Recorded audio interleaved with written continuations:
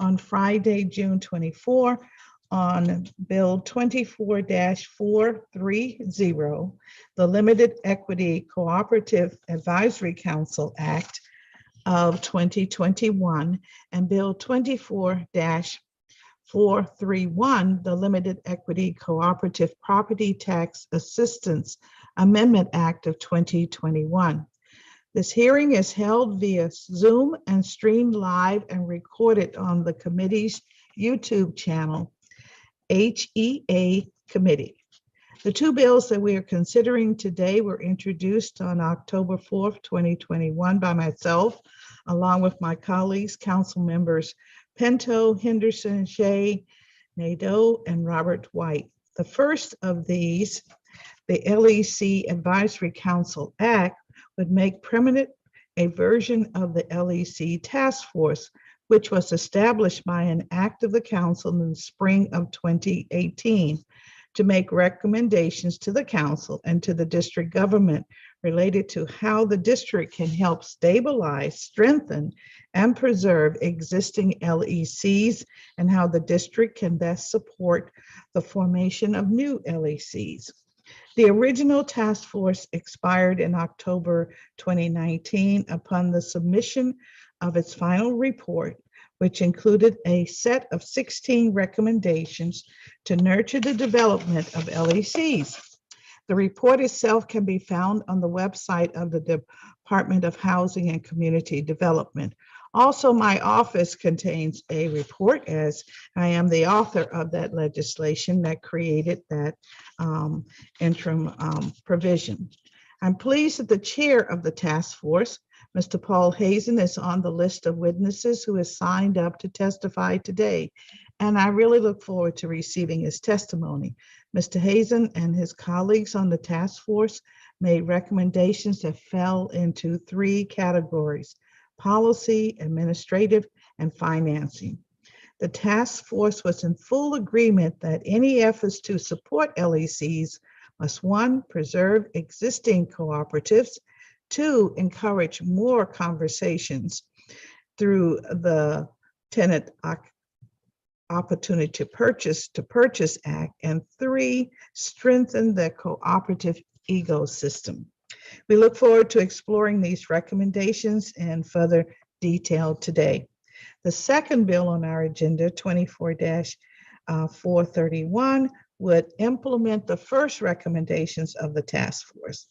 This bill would make the existing property tax abatement that LECs receive permanent for those LEC members whose household income is less than 80% of median family income in limited equity co-ops, where 50% of the households earn less than 80% of the median family income. The current DC code provides a 5-year property tax abatement to benefit LECs. However, when the 5-year period ends, the cost to the LECs increases and the LECs inevitably face a setback.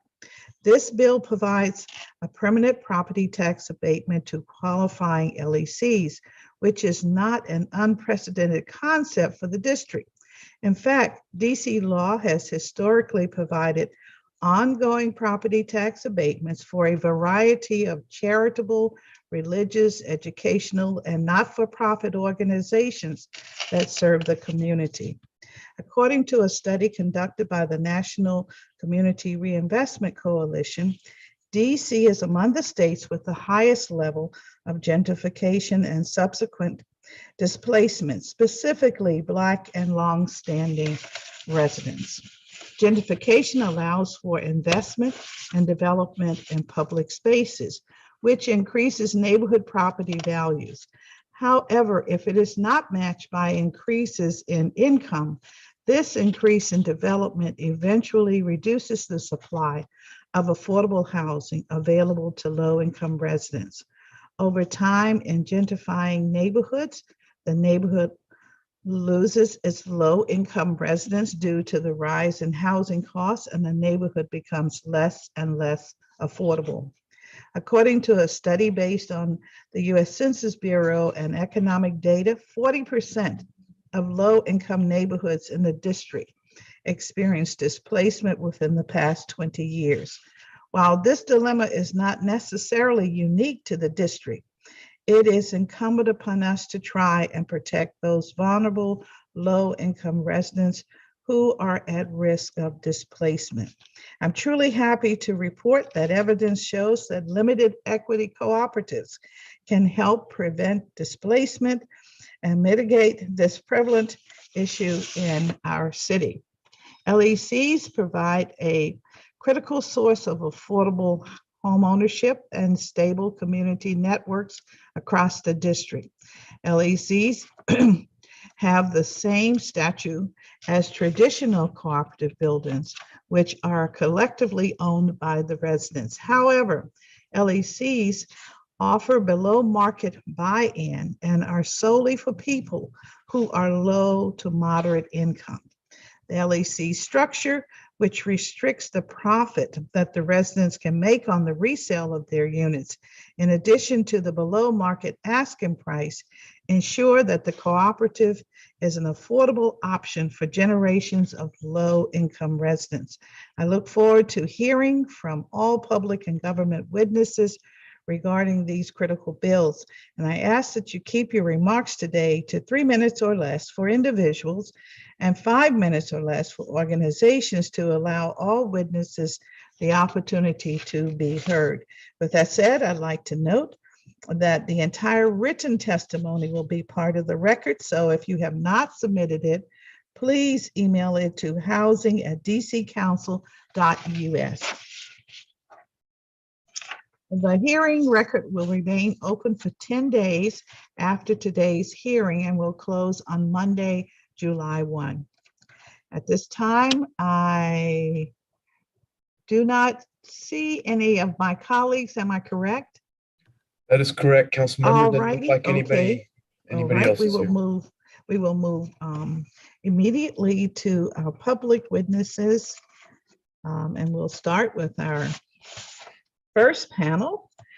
Scott Bruton, Paul Hazen, Eleanor Hart, Adam Maloon, and Shelton Clark. If you're all in the house, how about that? Thank you. And we'll start with Mr. Bruton, representing CNHED.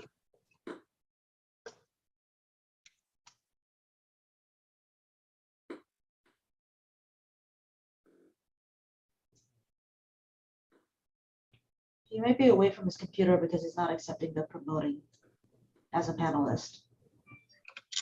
I'm sorry?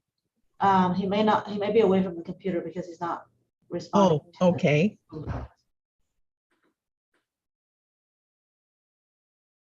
All right. Maybe he did not think we would finish so quickly. All right. Yes, that is the number. He is here? He's here. Yes. All right. Okay. Thank you.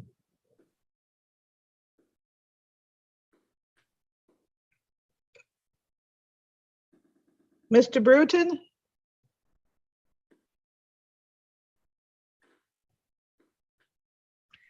See if I can enlarge my image. Yes. Sorry about All that. right. Okay. I just received a promotion to the panel a second ago, so that's why I wasn't able to respond. Well, welcome, and you can begin when you're ready. Wonderful. Thank you very much. Oops. Okay, there we go. Good morning, Chairperson Bonds and members of the committee. My name is Scott Bruton. I am the Senior Vice President for Housing Policy Research and Development at the Coalition for Nonprofit Housing and Economic Development. Established in 2000, CNHED is a dynamic association of 180 organizational members working to foster just and equitable community development solutions that address the needs and aspirations of low and moderate income District of Columbia residents. CNHED's members represent a broad spectrum of nonprofits, for-profits, and government agencies that build, preserve, and manage affordable housing, provide tenant technical services, protect tenants' rights, offer home ownership counseling, advise and lead capital to small businesses and community projects, connect residents to career pathways, deliver critical family services, and engage, represent, and benefit low and moderate income residents of the district. CNHED strongly supports the passage of the Limited Equity Cooperative Advisory Council Act of 2021 and its intent to continue the valuable work of the Limited Equity Cooperative Task Force, or LEC Task Force, to implement the recommendations contained in its report and to provide continuing comprehensive policy recommendations to the district government for creating and maintaining LECs.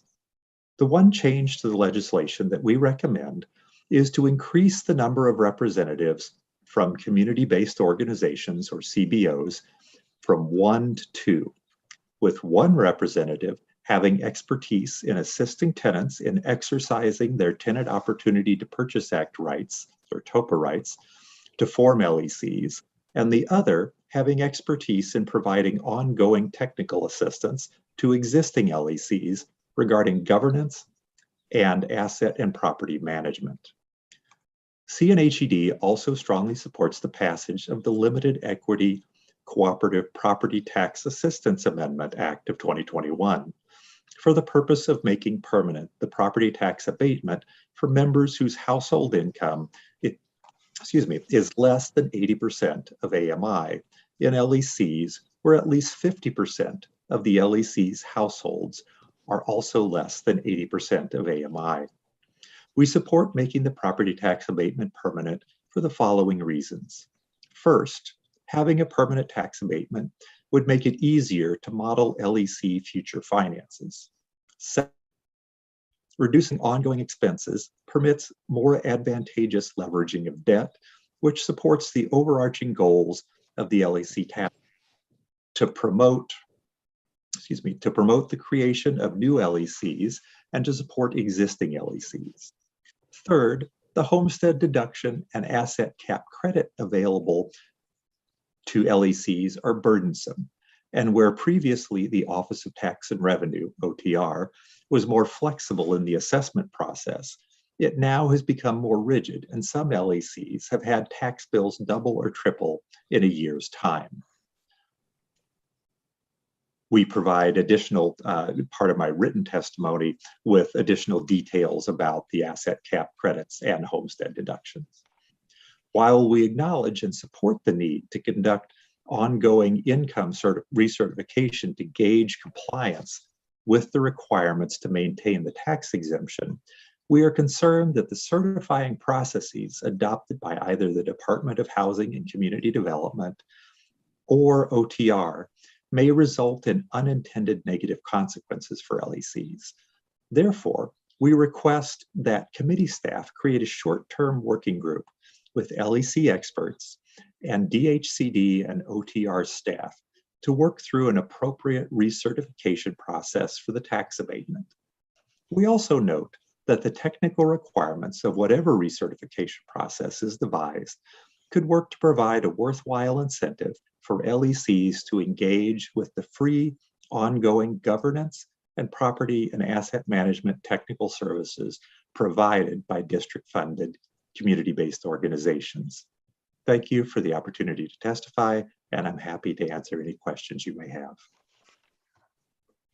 Thank you very much for your testimony this morning. And we, of course, will have questions. Next, we'll hear from Mr. Paul Hazen, who I was very excited to have to chair the interim committee that pulled together ideas regarding the LECs. Mr. Hazen, welcome. Thank you, Councilmember Bonds, and good morning. And I was very privileged to be asked to chair the Limited Equity Cooperative Task Force. Thank you very much for that opportunity. And I want to also thank you for holding this hearing today. I'm here today to support the two pieces of legislation that the committee is considering. I've lived and worked in DuPont Circle and have spent my entire career working in community-based economic development. And for the past 35 years, worked in cooperative development at the local, national, and international levels. Cooperatives are an effective business model, not only to provide affordable housing, but also to provide savings and loans, food, daycare, and decent jobs. In my career, I've had the opportunity to serve on the board of directors of the National Cooperative Bank, Capital Impact Partners, and the Community Purchasing Alliance Cooperative, all DC-based cooperative organizations with the significant experience in providing services to cooperatives. As you mentioned in your introduction, when the task force was established, you charged us, and I quote, to provide comprehensive policy recommendations to assist district residents and the district government with improving limited equity cooperatives, and also to establish new limited equity cooperatives and help all limited equity cooperatives succeed and prosper. We made 16 recommendations, and these two bills make progress in obtaining those recommendations. Establishing the Limited Equity Cooperative Advisory Council is a logical next step to address the affordable housing crisis in the district and implement the task force recommendations. The task force recommendations, as you mentioned, fall into three categories, which are very important: administration and finance.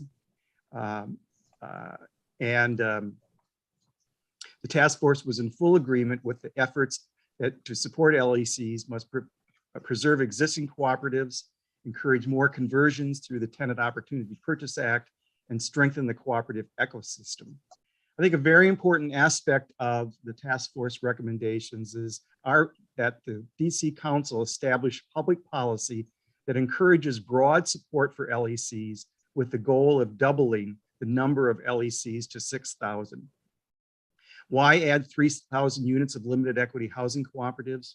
We know that home ownership is a key to stable communities building and transferring wealth. Housing cooperatives are a better deal for their members.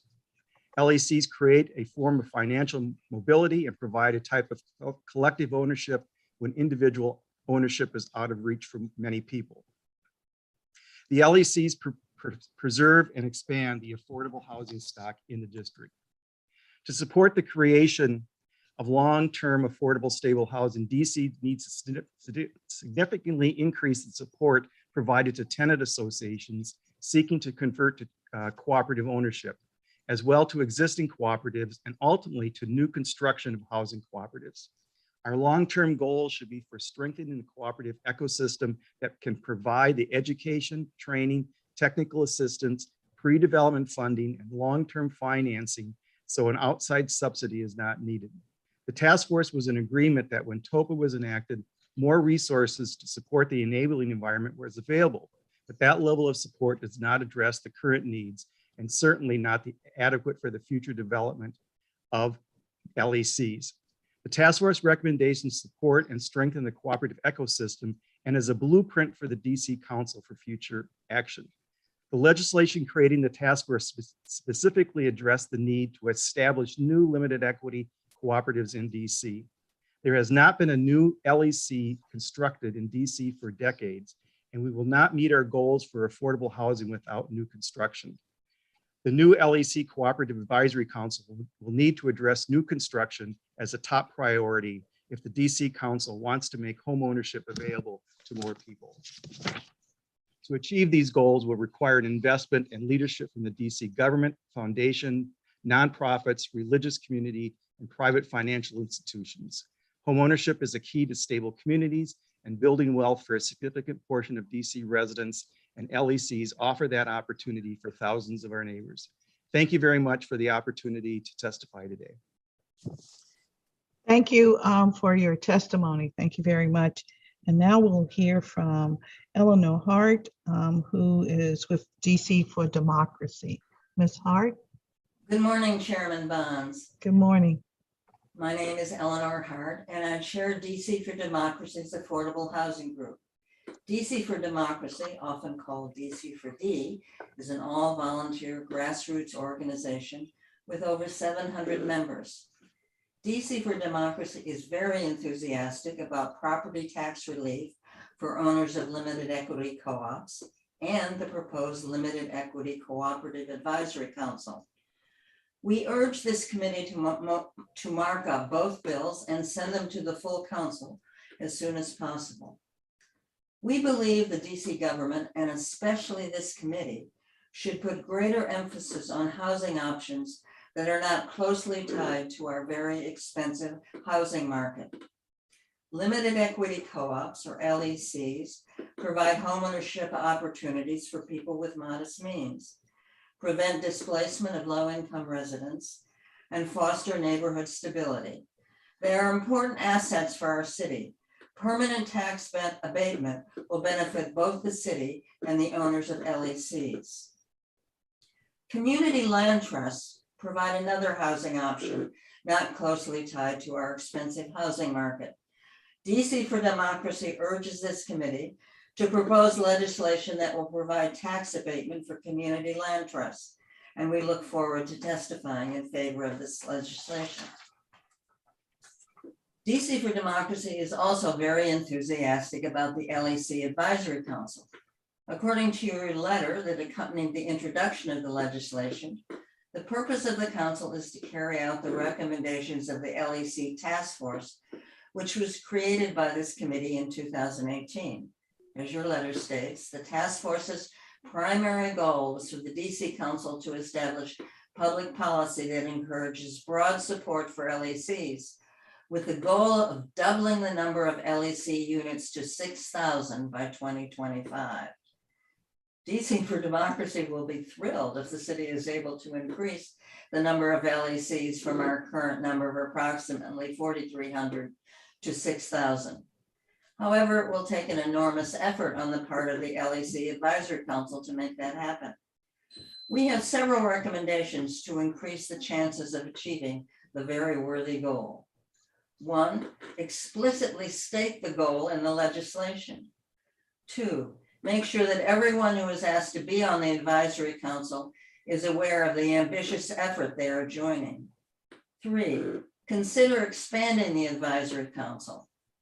4, make sure the budget for the Advisory Council is large enough to include adequate staff support from DHCD. We have 3 specific recommendations for expanding the council. 1, increase the number of LEC representatives from 3 to 6. 2, increase the number of representatives from community-based organizations from 1 to 3. 3, appoint Tricia Kinch to the council. Tricia was a founding member of the Ella Jo Baker Intentional Community Cooperative and was president of that LEC for 8 years. Last October, she organized the virtual town hall for the Bernie Book Club on limited equity co-ops. Tricia is an active member of DC for Democracy's Affordable Housing Group and has been a housing organizer and activist in the District of Columbia for 40 years. Finally, in the spirit of greater emphasis on housing options that are not closely tied to our very expensive housing market, we urge this committee to hold a hearing on the Green New Deal for Housing Amendment Act of 2022, which you have co-sponsored. This legislation has numerous innovative approaches to affordable housing, which need to be explored. We ask that you schedule a hearing on this legislation as soon as possible and look forward to testifying. Thank you for today's hearing and the opportunity to testify. Thank you very much for your testimony. Now we'll hear from Mr. Maloon with the Douglas Community Land Trust. Good morning, Councilmember Bonds and members of the Good committee. morning. Thank you for this opportunity to speak today. My name is Adam Lynn. I'm the Director of Stewardship at the Douglas Community Land Trust. As a community-controlled racial and economic equity organization, supporting limited equity cooperatives is at the core of our value and a main focus of our work. Community land trusts, as demonstrated throughout the United States, are able to serve as reliable cooperative educators and a stable repository for organizational documentation, filling the need for specialized knowledge that may not be present on a co-op's board, but is necessary to keep the co-op running smoothly. These LECs have an ongoing source of governance counseling, financial review, and asset management, along with a network of similar LECs, community members, and professionals with relevant expertise available to the co-op, built-in at acquisition and present through the life of the LEC. I would like to express my appreciation for Chairwoman Bonds and the committee for establishing the Limited Equity Cooperative Task Force and adopting the recommendations coming from that collaboration, including these bills today. We fully support the creation of a permanent body in the form of this LEC Advisory Council to continue this work. In addition to the representation of LEC board members, government representatives, and cooperative professionals outlined in the bill, we believe it is important to recognize the different and complementary expertise provided by community-based organizations, both prior to purchase and explaining a resident's rights under COPA and assisting the LEC organizing process, as well as the work conducted by CBOs after acquisition to maintain and support these cooperatives.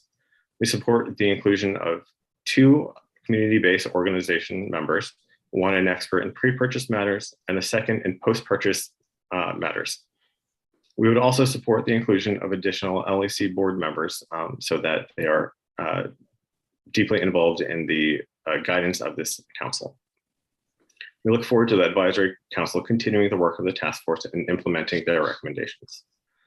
We further support the purpose of the property tax assistance amendment as DC's LECs work hard to maintain affordability. Expenses continue to rise while there is little income growth for low-income households who make up the membership of these LECs. Reducing costs to LEC through property tax abatement will both increase affordability and have the potential to reduce the administrative effort required to apply for the various tax programs available to co-ops at this time, such as the homestead deduction and senior and disabled exemptions. In addition to the lightening of the burden of existing LECs, this legislation would further promote the creation of new LECs as more of the co-op's income would be available to support debt service, increasing the loan amounts available to tenants exercising the rights under COPA. We request the formation of a short-term work group to outline the details of implementation, especially around the certification process. We support the continued affordability requirements for LECs that DC has invested in and who would benefit from this legislation. We want to share the lessons learned as practitioners in this field to make sure it accomplishes its goal without undue burden to city staff or cooperatives. As DC has built on its strong commitment to LECs over the years and incorporated lessons learned into each new generation of LECs, this has resulted in a range of small but important variations in LEC construction. We're concerned that the process for eligibility, certification, and recertification may have unforeseen consequences and complication depending on how DHCD and OTR interpret the law and apply it to these slightly different models.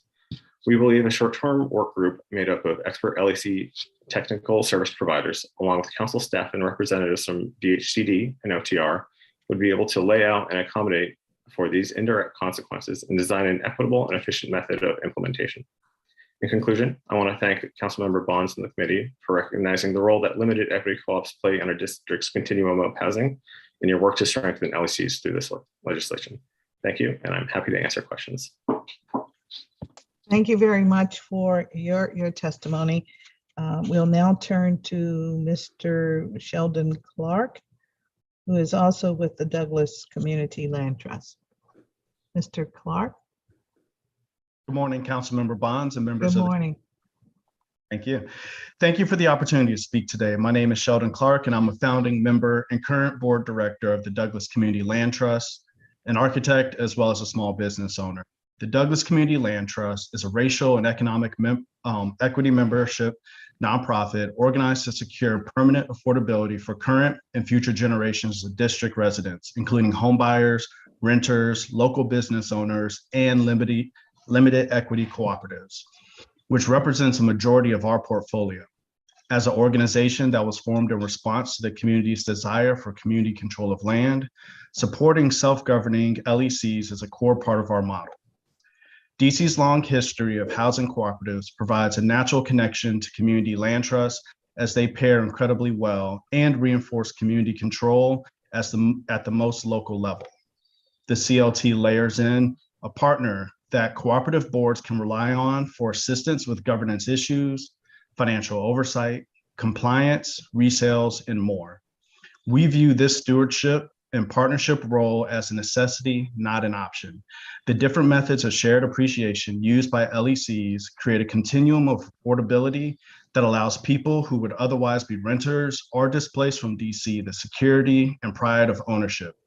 They simultaneously can act as a stepping stone to market rate ownership for households who just need a short period of time to get their finances in order and establish a good credit history.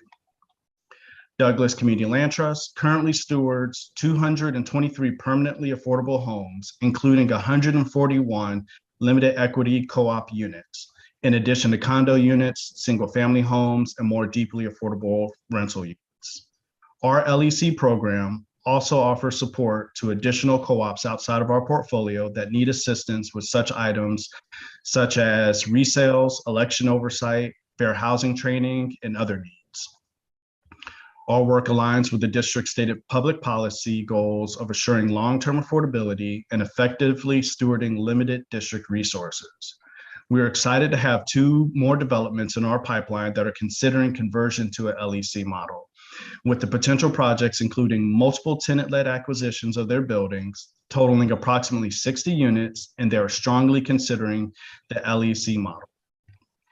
LECs and community land trusts play different but complementary roles, where limited equity co-ops provide the residents a stake in the housing and a mechanism to control the operation of their development.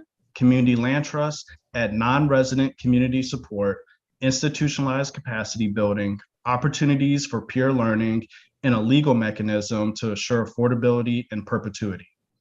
Community land trust staff and participating members spearhead the task requiring specialized training, allowing the limited equity co-ops to focus on coordinating with their members and identifying issues with their building before they become more expensive, resulting in more stable development. As you have already heard from my colleague, Douglas Community Land Trust strongly supports the purpose of these bills, providing an additional means of collaboration between the individual limited equity co-ops, along with governmental staff and industry experts through the formation of the LEC Advisory Council, will reinforce the ability for DC residents to continue to advocate for themselves in a collaborative manner. Additionally, the property tax exemption will provide both economic and administrative relief to existing LECs. This is especially welcome where qualifying for existing tax relief programs is uncertain and relies on timely responses from membership and a management company or board familiar with the process. Further, the certainty of this reduction in expenses allows for deeper affordability and larger debt service by the co-op, making the LEC model more attractive to residents and developers alike, as it would be able to support a larger acquisition model. Implementation will be critical to the success, so I encourage the committee to work with the LEC members and co-op experts to make sure these bills achieve their desired goals. Thank you for this opportunity to provide testimony and look forward to answering any questions. Thank you. Thank you very much, Mr. Clark, for your testimony. Thanks to this first panel. I think you laid out the issues very well, and sounds like we have unified support for moving the bills forward. And also, I'm hearing that the working group is something that is greatly desired, so that we can have more input from those that have the expertise in this particular arena. So I appreciate that very much. Adding members, we might be able to do that. At least our report sounds like it needs to reflect that. So thinking about those things that we're all in agreement with, particularly some individuals with the TOPA expertise. And so I don't know if I have too many questions, because you guys have pretty much answered, where you are on this matter. But I do think we need to examine a couple of things that were mentioned in the testimonies. And I'll pull that up really quickly. I think one of the concerns that the public would have is, although the legislation speaks to having the opportunity to add additional LEC units, does anyone have some ideas as to how we would go about that, given the current market of buildings that we have in neighborhoods across the city, and as we're thinking about how do we increase the opportunities for low to moderate income individuals to continue to live in our city. I'll start with you, Scott. You were our first presenter. ways to increase the number of LECs, I would say one of the first things that could be really helpful would be for the Department of Housing and Community Development to reinstitute or reconstitute the First Right Purchase Program. The First Right Purchase Program, since actually before TOPA, since the late 70s, has provided a means to be flexible in providing acquisition, critical repairs, and sometimes permanent financing for the creation of limited equity cooperatives. And it was also able to act very quickly because it could take applications on a rolling basis. When Mayor Bowser and DHCD instituted the Housing Preservation Fund several years ago, they kind of put the First Right Purchase Program mostly in mothballs. But sometimes the Housing Preservation Fund, even though it is an excellent program, doesn't always work for the types of small rental properties that are already affordable that could be converted to limited equity cooperatives. And an adapted First Right Purchase Program focusing on such properties could be really helpful in helping to provide them with the ability to convert to limited equity cooperatives. Yes, thank you very much for that.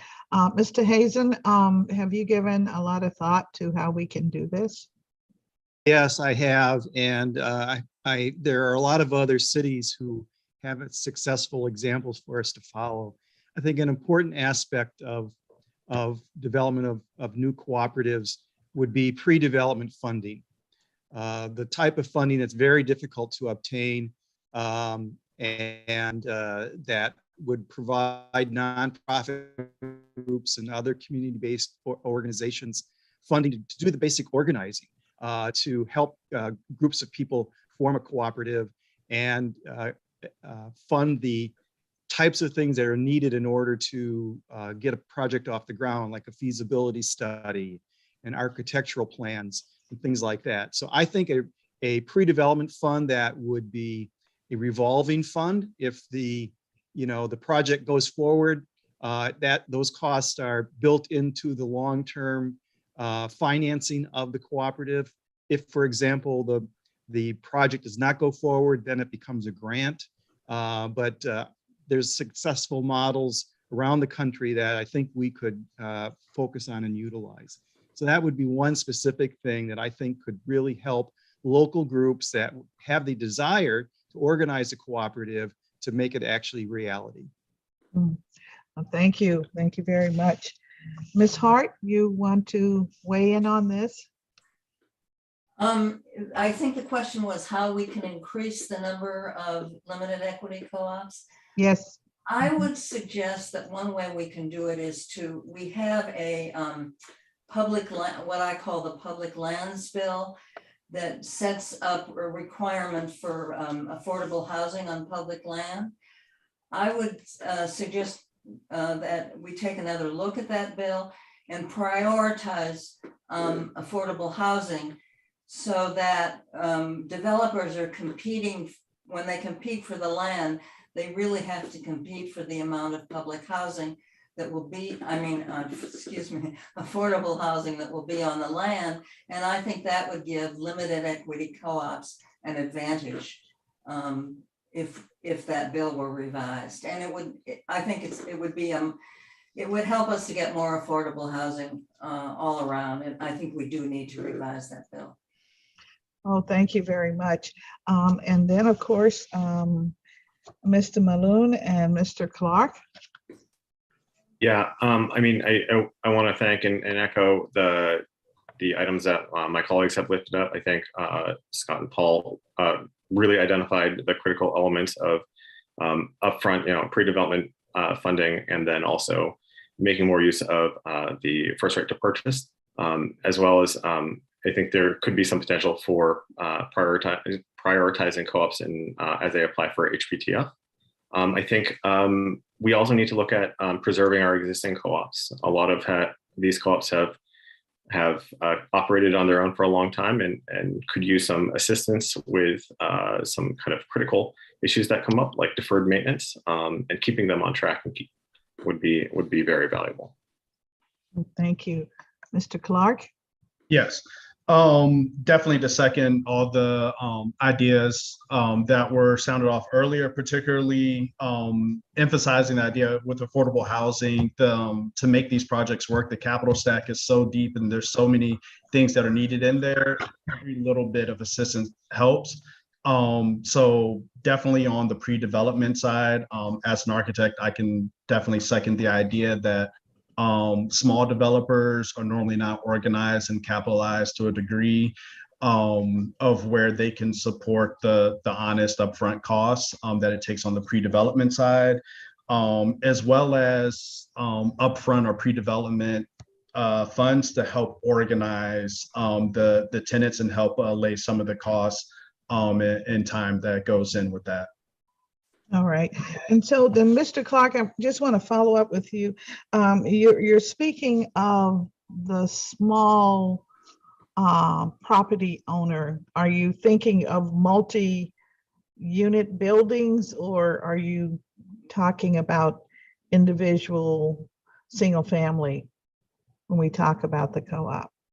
I'm talking about the multifamily side. Okay. All right. Just want to make sure. Want the record to reflect what we're really saying here. I do have a question. Can any one of you describe the relative advantages and disadvantages of LECs compared to other low barrier ownership opportunities, such as the land trust that has been mentioned today?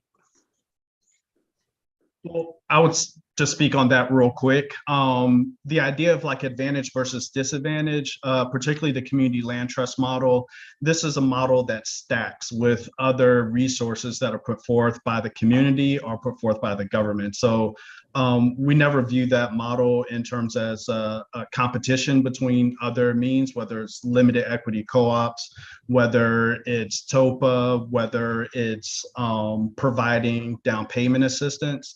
What we provide as a community organization stacks on, and we look at it as a force multiplier, also to preserve the limited resources that the government has. So I just wanted to put that out there. Thank you. Thank you very much. Anyone else? All right. Do LECs afford opportunities to accumulate equity? And I think that's maybe one of the differences with other models. Mr. Hazen, yes, Yeah. please. Well, yes, there's an opportunity for people to accumulate equity, but as the name suggests, it's limited over time to make sure that the unit stays affordable. I think it's important to remember is this is an opportunity for people to access home ownership who probably couldn't qualify for a conventional mortgage.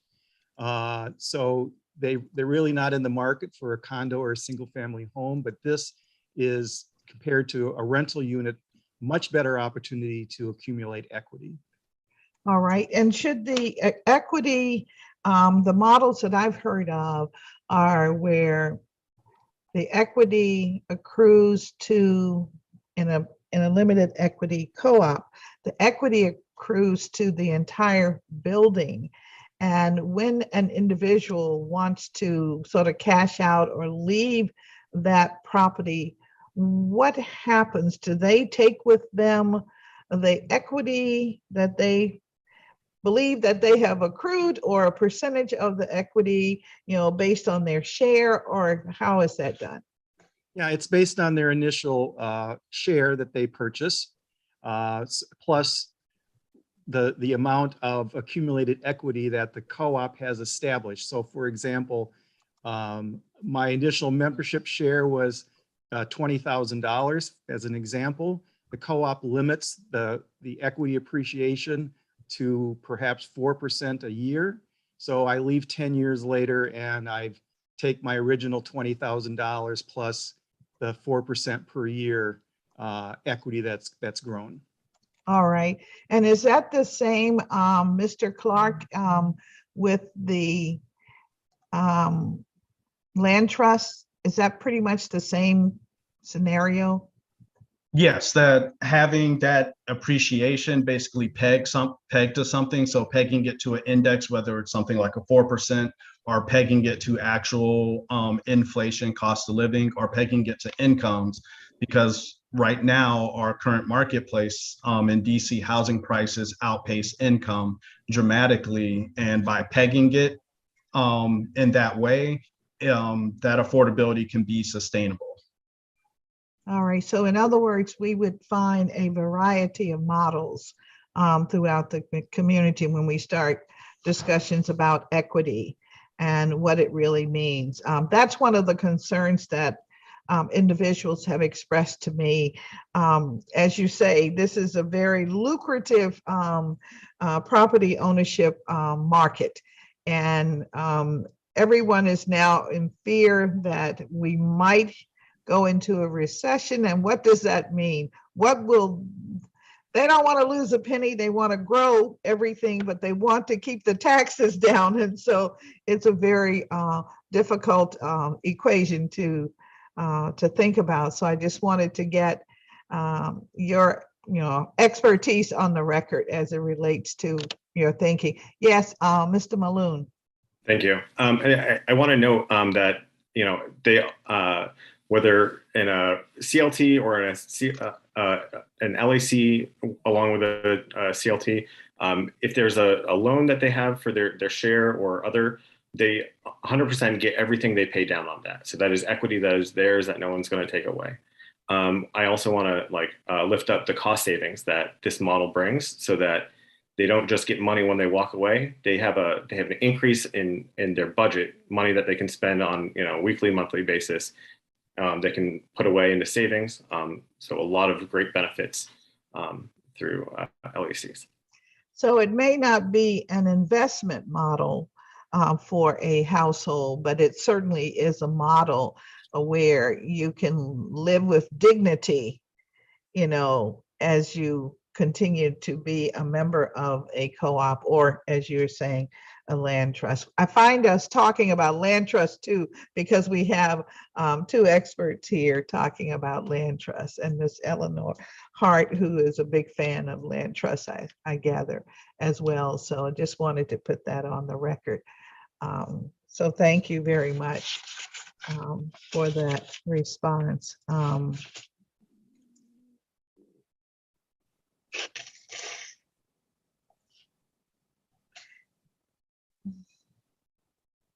Where are the LECs concentrated in the city? Are they in wards 1, 2, and 3, which is the western part of our city, or are they in 7, 8, and 6, as an example? They're in all wards. Every ward has limited equity housing co-ops. We have a map that we can send you that shows all the locations. But yeah, they're throughout the city. All right, okay. Can we talk a minute about TOPA? Mr. Bruton, you mentioned TOPA and how important it is with the production of more co-ops and LECs in particular. Sure. So one of the greatest benefits of TOPA, as in the name, tenants have the opportunity to decide what they wish to do with the property. Per TOPA's law and regulations, the terms and conditions of the contract are determined by the market, by the property owner. And as long as the tenants living in the property can match the terms and conditions and price of the property, they're able to intervene and to exercise their rights. And normally tenants have one of 3 choices in exercising their rights. They could pick a development partner and continue as a rental property. They could pick a development partner and convert to a condominium, a market rate condominium, or they could pick a development consultant such as Mikasa, a variety of others, and convert to a limited equity cooperatives. So TOPA is wonderful in that it provides each community with the ability to decide amongst itself what is best for them. And for communities that want to create an affordable home ownership option, limited equity cooperatives are a great way to do that, as Mr. Maloon noted. And it is extremely difficult anywhere in the country to create limited equity cooperatives without the flexibility that's provided to tenants through the TOPA process. One of the things that I always like to tell folks around the country about the benefits of TOPA is that, in most places around the country, whoever has the most cash and can pay cash quickest gets to buy a property. When you have an opportunity to purchase program, that gives the tenants and affordable housing developers or other partners a little more time to put together the more complicated funding stack that's required to preserve affordability. And that goes for limited equity cooperatives too. And so in a way, TOPA helps even the playing field between those who want to create affordable housing and those who have the cash to act very quickly, who want to make the most money of a market rate solution. And that is, a wonderful intervention, in our communities all across the country who have affordable housing crises. TOPA helps mitigate the stacked deck that benefits those who have ready cash on hand, like equity funds, things like that, who can buy up lots of property. And so TOPA is, I'm a big fan of TOPA, and just to reiterate, without TOPA, it would be extremely difficult to create limited equity cooperatives. It has been done, but it's probably been done, since the 1980s, less than a handful of times. Thank you very much, and for that comment. Mr. Hazen, can you just talk with us a little bit about, and anyone else who wants to contribute, why we have had some failings of our LECs? What has been the dynamics where they were not able to survive? Well, part of the challenge here in the district is many of the LECs are small and they can't afford professional management. And so there were several recommendations in the from the task force trying to focus on this cooperative ecosystem that I mentioned, to make sure that there's the training and the education available to the co-ops so that they can be strengthened. So that's a challenge. There really needs to be a training, and many of the community-based organizations do this, like the Land Trust and others provide governance training for the boards of directors. That has to be a constant. One of the principles of cooperatives is continuing education. And so making sure that the boards of directors understand their responsibilities, their fiduciary responsibilities, and the rights of the members is very important. So that education and training needs to be there.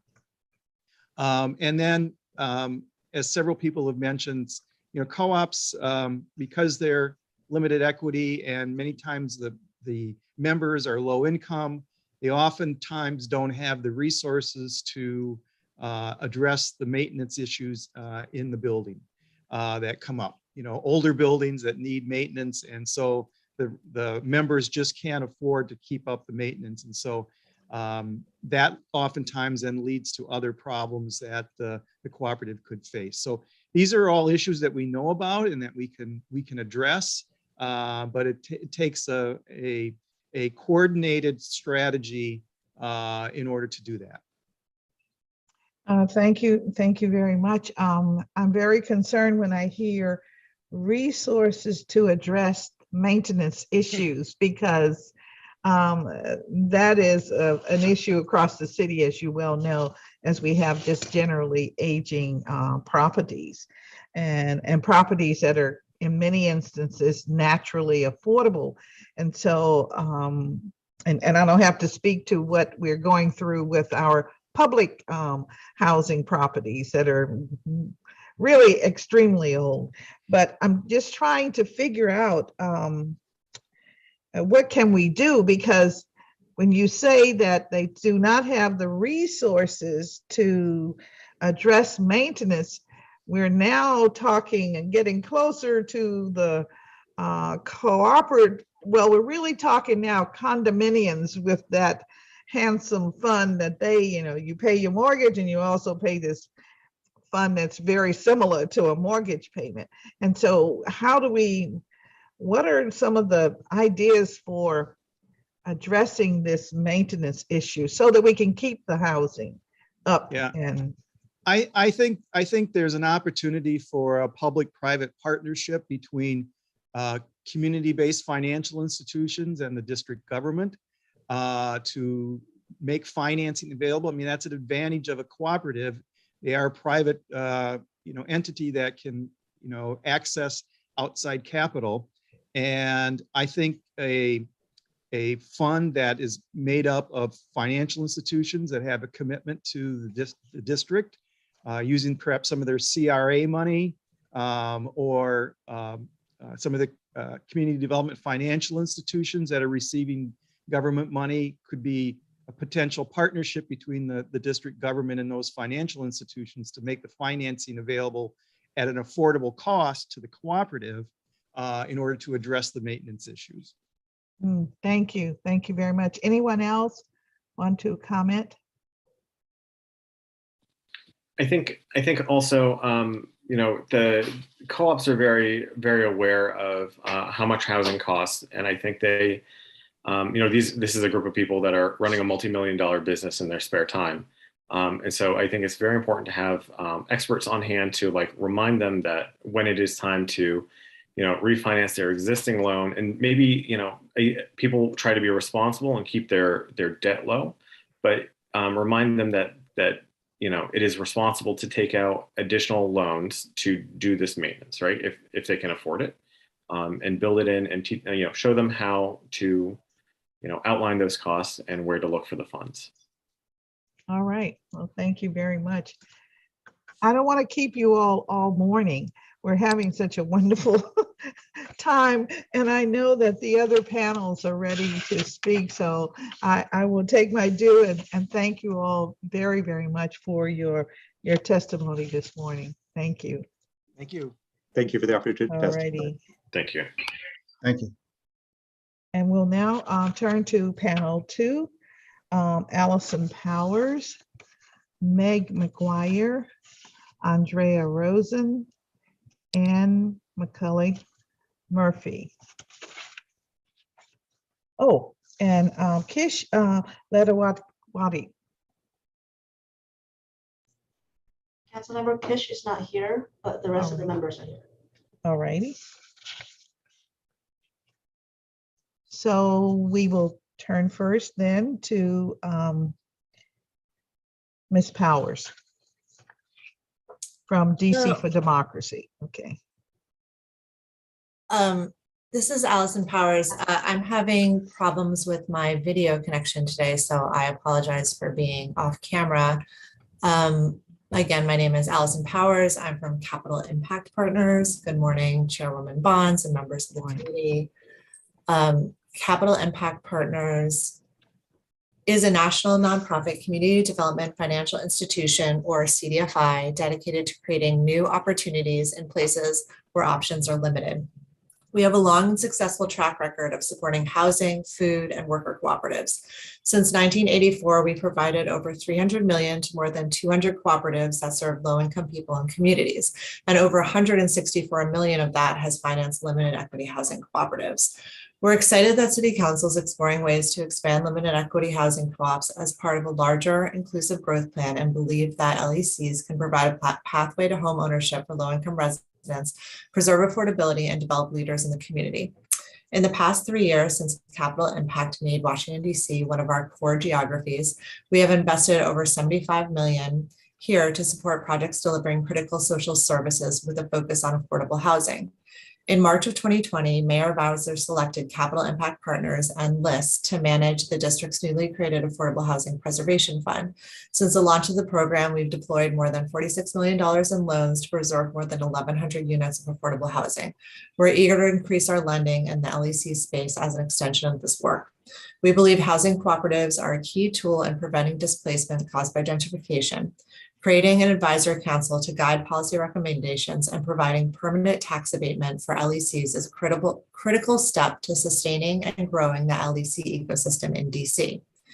Capital Impact has worked closely with the Limited Equity Housing Task Force over the past several years. We helped fund the Coalition for Nonprofit Housing and Economic Development study on limited equity housing and worked with the LEC Task Force in December of 2019 on a convening to gather feedback from financial institutions on the proposed recommendations. The task force processes have been inclusive of a wide variety of opinions from both institutions and communities. Through our years of underwriting housing co-ops, Capital Impact Partners has developed an in-depth understanding of the co-op ownership structure. We see that the most successful limited equity housing co-ops have a strong ecosystem that includes culturally competent training and services in addition to financial tools. Having solid support structures for new and existing LECs helps increase sustainability and mitigate risk to financial institutions. TA and training needs to be readily available not only at the point of conversion, but on an ongoing basis to support the democratic governance structure of the model.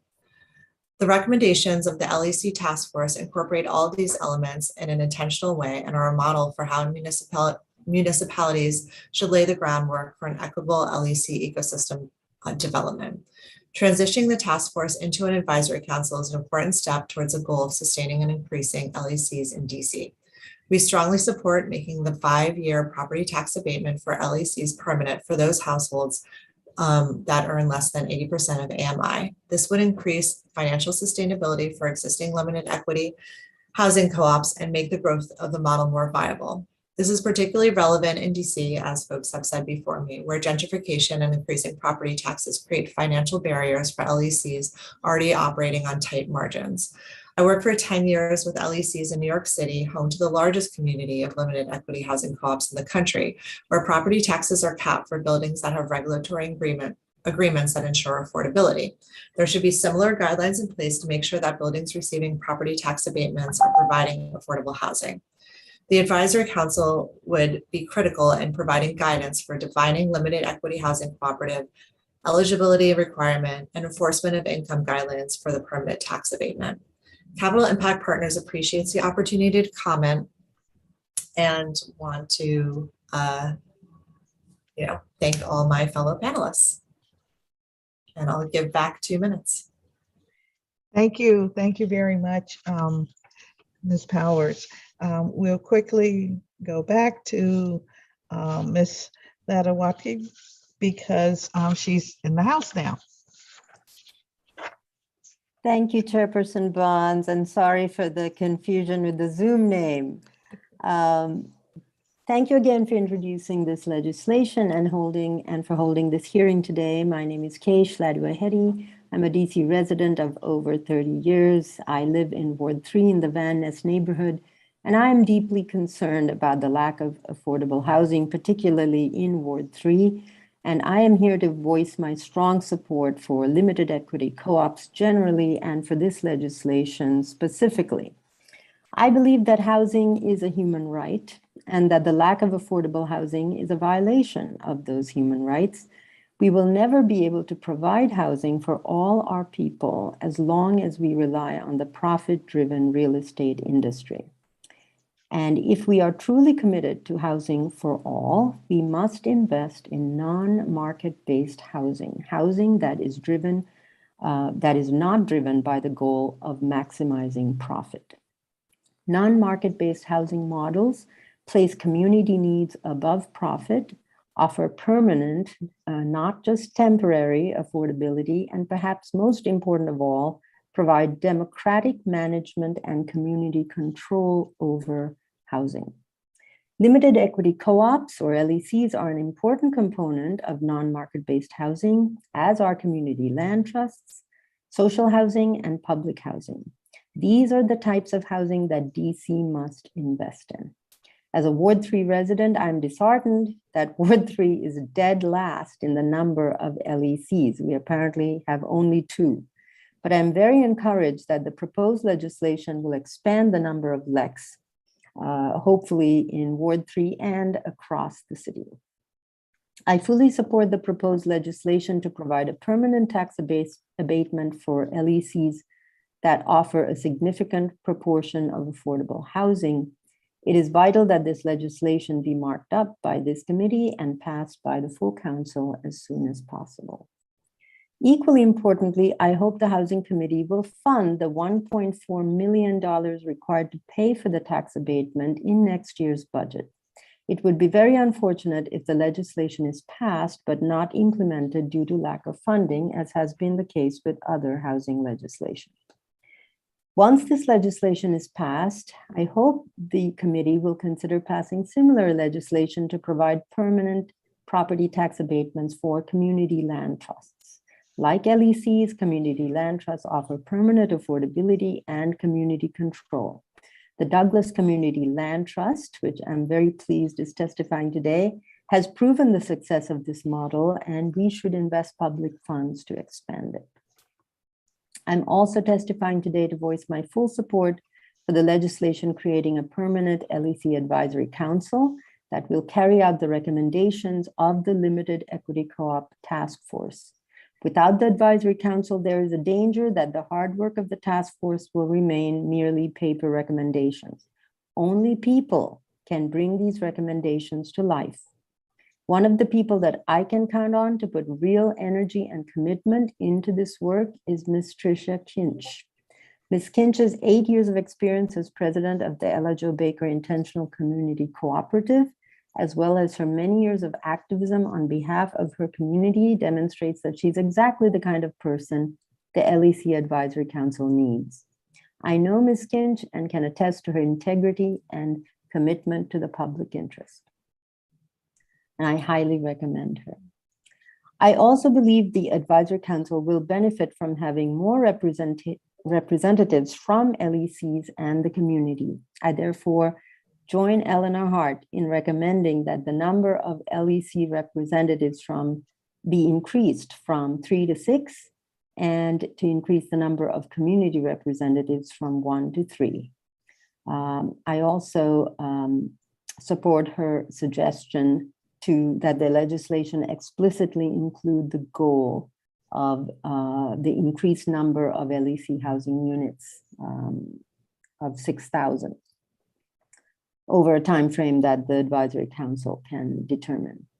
And finally, thank you, Chairperson Bonds, for co-sponsoring the Green New Deal for housing.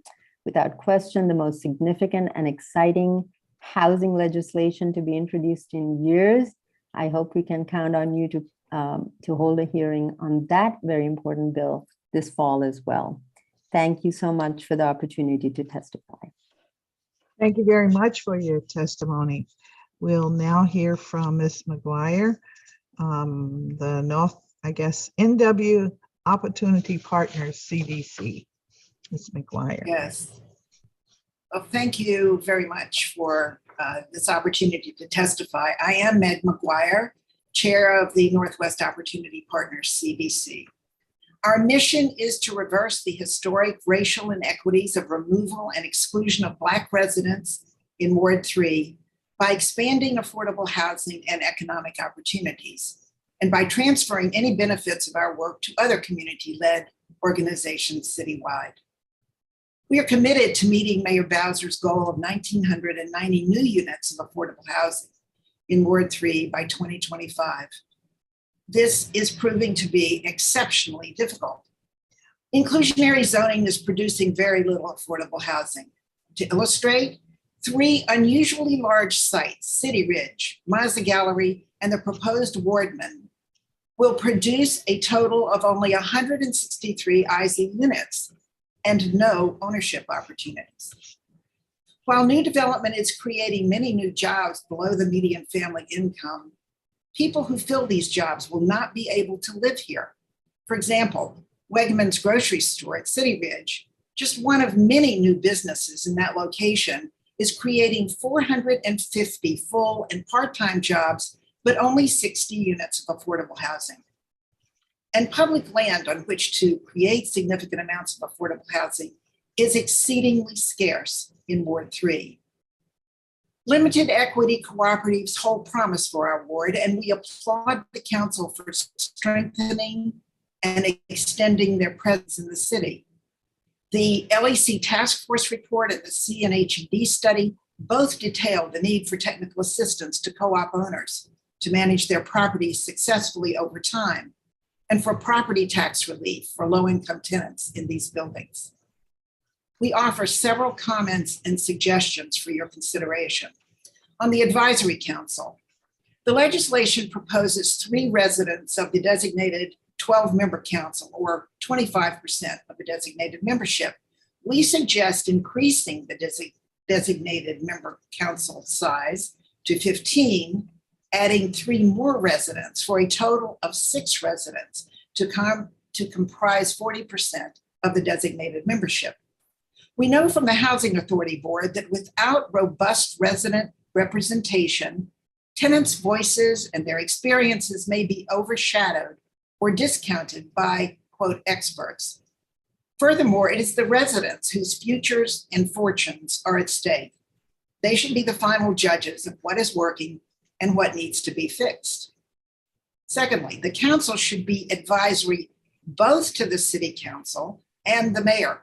Technical assistance will be administered by DHCD. In an agency already burdened by many programs, we caution that LECs may not receive the attention required to grow and flourish.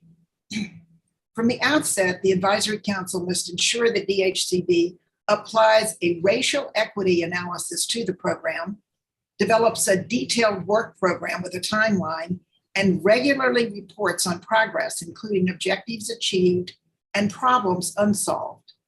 Who's benefiting from the program? Where are the gaps? What steps are necessary to close those gaps? We ask that the City Council commit to robust oversight by holding administrators accountable for setting and meeting high performance standards, providing timely information, and delivering measurable results of both resident satisfaction and financial sustainability for each property. On the property tax assistance bill, we support extension of that bill of the tax abatement based on the assertion of those who have significant experience with LECs that this is an essential long-term financial issue. However, data is lacking on the mix of incomes within LECs and the effect of the exemption on individual households. We suggest that the Advisory Council initiate a longitudinal study of LECs to determine the mix of incomes and how the exemption impacts the finances of families of varying sizes. With this information, the public can better understand and support the permanent exemption and additional financial resources which will be necessary for the rapid expansion of LECs in DC. We call on the mayor and the council to lead the way in meeting the city's affordable housing needs by setting neighborhood targets for new units, pressuring developers to do more than IZ requires, and ensuring the success of all types of affordable housing. The LEC legislation considered today is a step in that direction. Our organization looks forward to more LECs in Ward 3. Thank you. Thank you very much for your testimony. Now, Andrea Rosen. Ms. Rosen. Hi, I'm Andrea Rosen, and I'm speaking for the Committee of 100 on the Federal City. Thank you, Chair Bonds, for holding this hearing.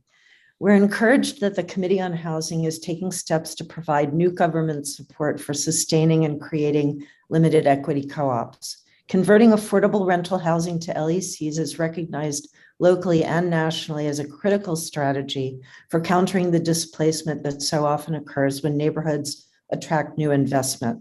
LECs not only preserve affordable housing for individual households, they preserve community physically and culturally. Like DC's rent control laws, LECs were a product of collective action in the 1970s to gain self-determination amidst mass evictions and condominium conversions, rapid gentrification, and poor rental housing conditions. TOPA, passed in 1980, gave tenants who would otherwise be involuntarily displaced by a change in ownership a lever for securing their homes. The need for LECs has only grown since then.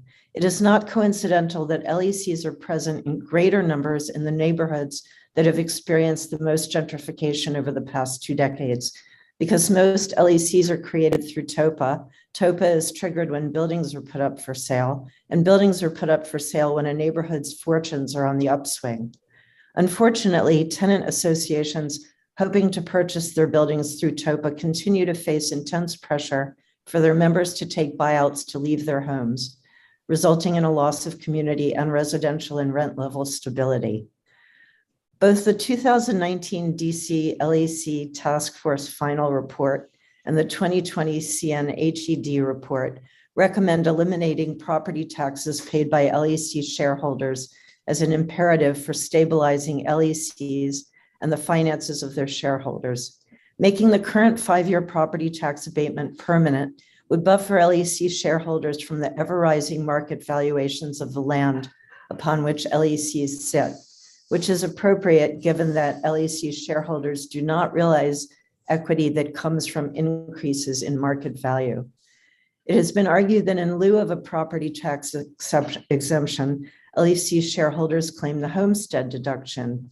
In areas of the city where assessments are low, this deduction could represent a significant reduction, but in higher valued areas with higher assessments, this deduction only takes the edge off.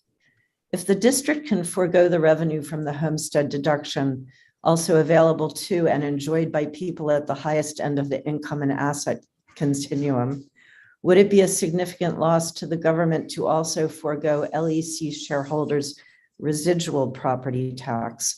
Probably not if it's in the range of 1.4 million a year. Tax exemptions are used by the federal and district governments to incentivize a range of actions by individuals, nonprofits, and businesses. We are not fans of all property tax abatements, but we believe that making permanent the property tax exemption for LECs as outlined in Bill 24-0431 is a reasonable extension of existing tax policy, given that LECs represent household, neighborhood, and district-wide assets. We assume that the sponsors of the bill support a means test because data is lacking about how many units in any given building are occupied by shareholders earning more than 80% AMI.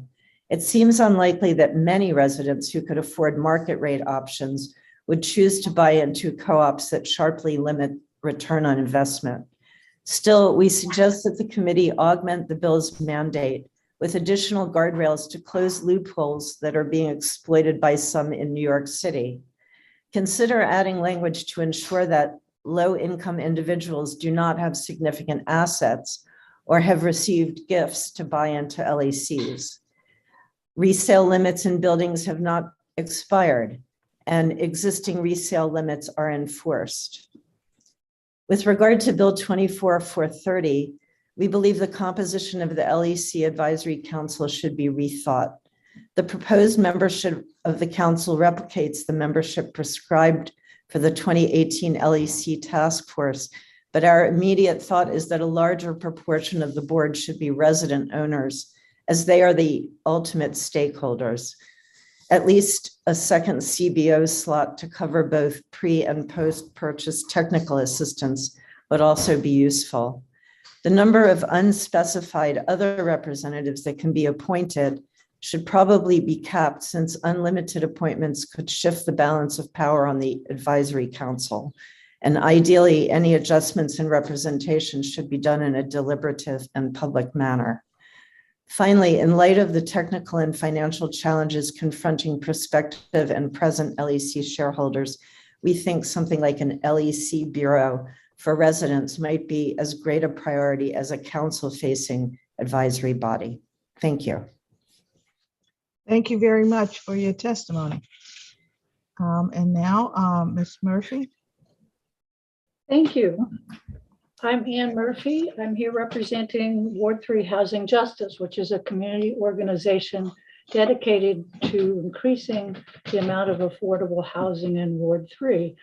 And our group is responding to the shameful history of Ward 3 and excluding Black and low-income residents. Unfortunately, only limited progress has been made so far in remediating this wrong. And there are a lot of reasons, I suppose, but three of them are: there's little public land in Ward 3 to build more affordable housing. The city has shown little inclination to acquire more land, and the IZ program has been largely unsuccessful in increasing the amount of affordable housing in Ward 3. So for all these reasons, we do support the mayor's ambitious goal to radically increase the amount of affordable housing in Ward 3. We see LECs as a useful tool in reaching this goal. And we think that both of the pending bills, the pending LEC bills, are good first steps to this, but they are only first steps, and we would make some additional suggestions. First of all, like a number of other panel members, we support an increase in the number of residents on the panel from 3 to 6.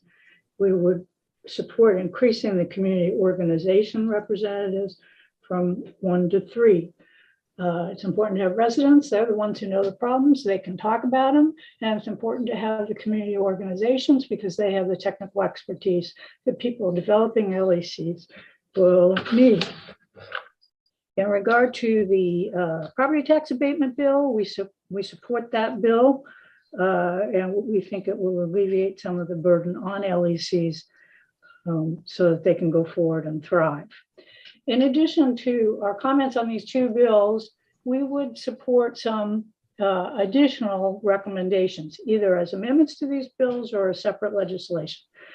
We know that you have, Chairman Bonds, two excellent reports in front of you from the last couple of years, one from the task force and one from CNHED.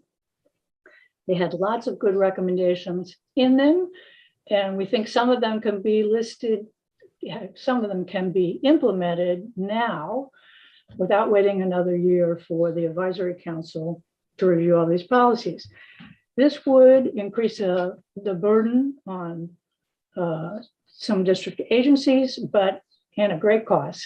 And so we would recommend that you consider things like coordinating, having DCHD coordinate agencies who have LEC responsibilities. DCHD, in conjunction with the advisory council, should develop template agreements that LECs can use with developers or to govern their own organizations. DCHD, along with the advisory council, should establish minimum funding levels to increase the number of LECs, should identify new sources of financing, should fully fund pre-development financing programs, which several of our panel members today have identified, and that they start this now so that there are budget requests in the next fiscal year. We don't want to get to the end of another year and have another lovely report on your shelf. So we think these are things that could be done now. In addition, we would suggest developing plans to disseminate information about technical assistance funding. The district does provide some technical assistance funding, but apparently it's sometimes difficult to know about or to access. Should identify sites for affordable housing, which is particularly important in Ward 3, that we can then focus on LECs. We point out, the number of targets of opportunity, whether it's the Lord and Taylor site or something else, that the LEC database that CNHED started either be updated by the district government, or that they adopt their own similar one, so we know where our LECs are and what their needs are. And that the district agencies report how they're doing with these LEC issues twice a year to you, the rest of the council, and the mayor. We have more detail on these recommendations in our written document, which we will submit in accordance with your instructions, Chairman Bonds. And in the meantime, I thank you all for the opportunity to testify. Thank you very much for your testimony to the entire panel. And thank you for adding to the legislation some additional ideas. I think I've heard from each panel the need for additional community representation, as well as maybe adding additional expertise, opportunities for expertise. So thank you very much for that. I always keep in mind that whatever we create at the council, if it is an official board or commission, then the executive always has the majority number of members. And so I ran into that a few years ago when I attempted to create something that was beneficial. So I just want all of us to remember that's what the law says, and that's how we have to proceed as it relates to. But I thank you very much for this a testimony. I did want to ask, let's see, I think it is,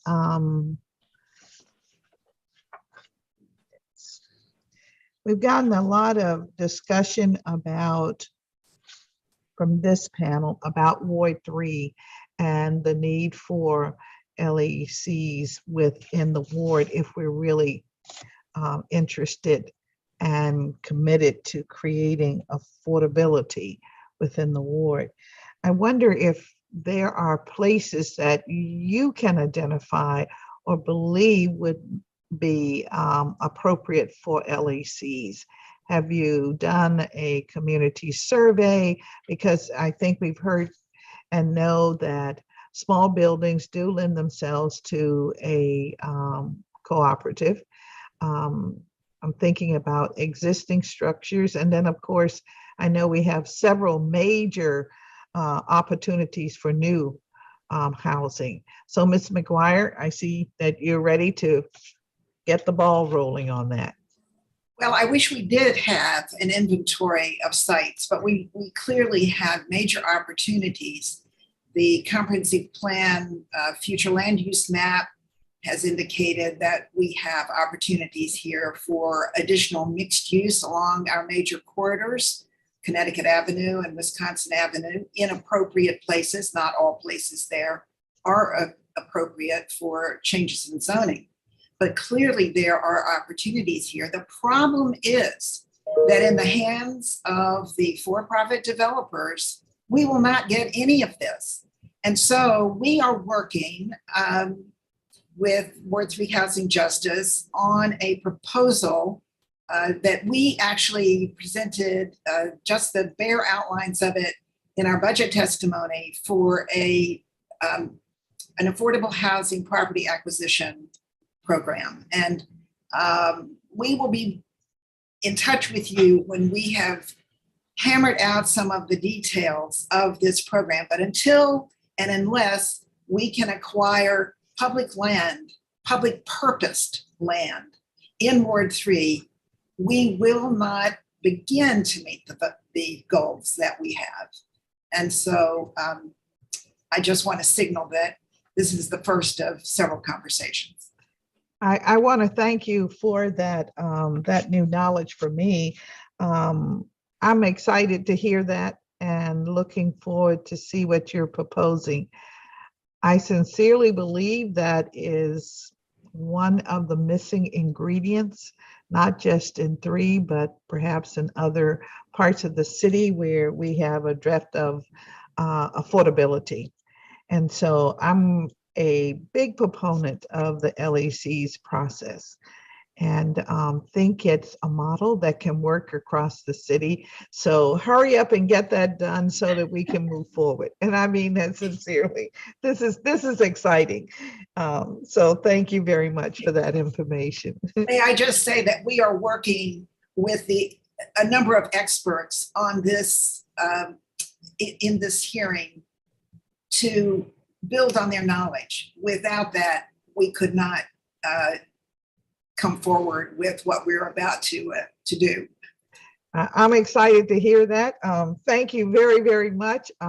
I believe people like Paul Hazen are excited to hear it too, as well as CNHED, some of the organizations that have been very involved for long term. So thank you very much. Does anyone else have some ideas about how we can identify potential? Anyone else on the panel? Okay. Well, thank you. Thank you very, very much for your testimony. When we talk about the property tax bill, is there any reservations about what we might be able to do using that plan?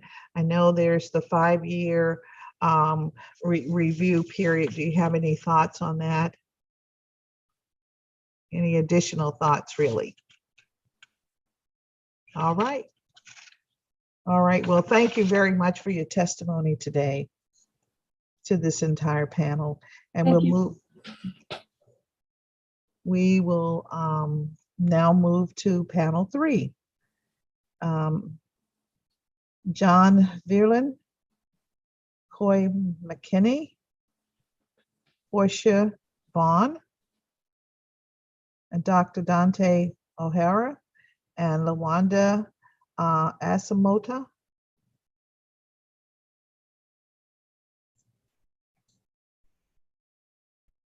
Lawanda is not here, council member. All right.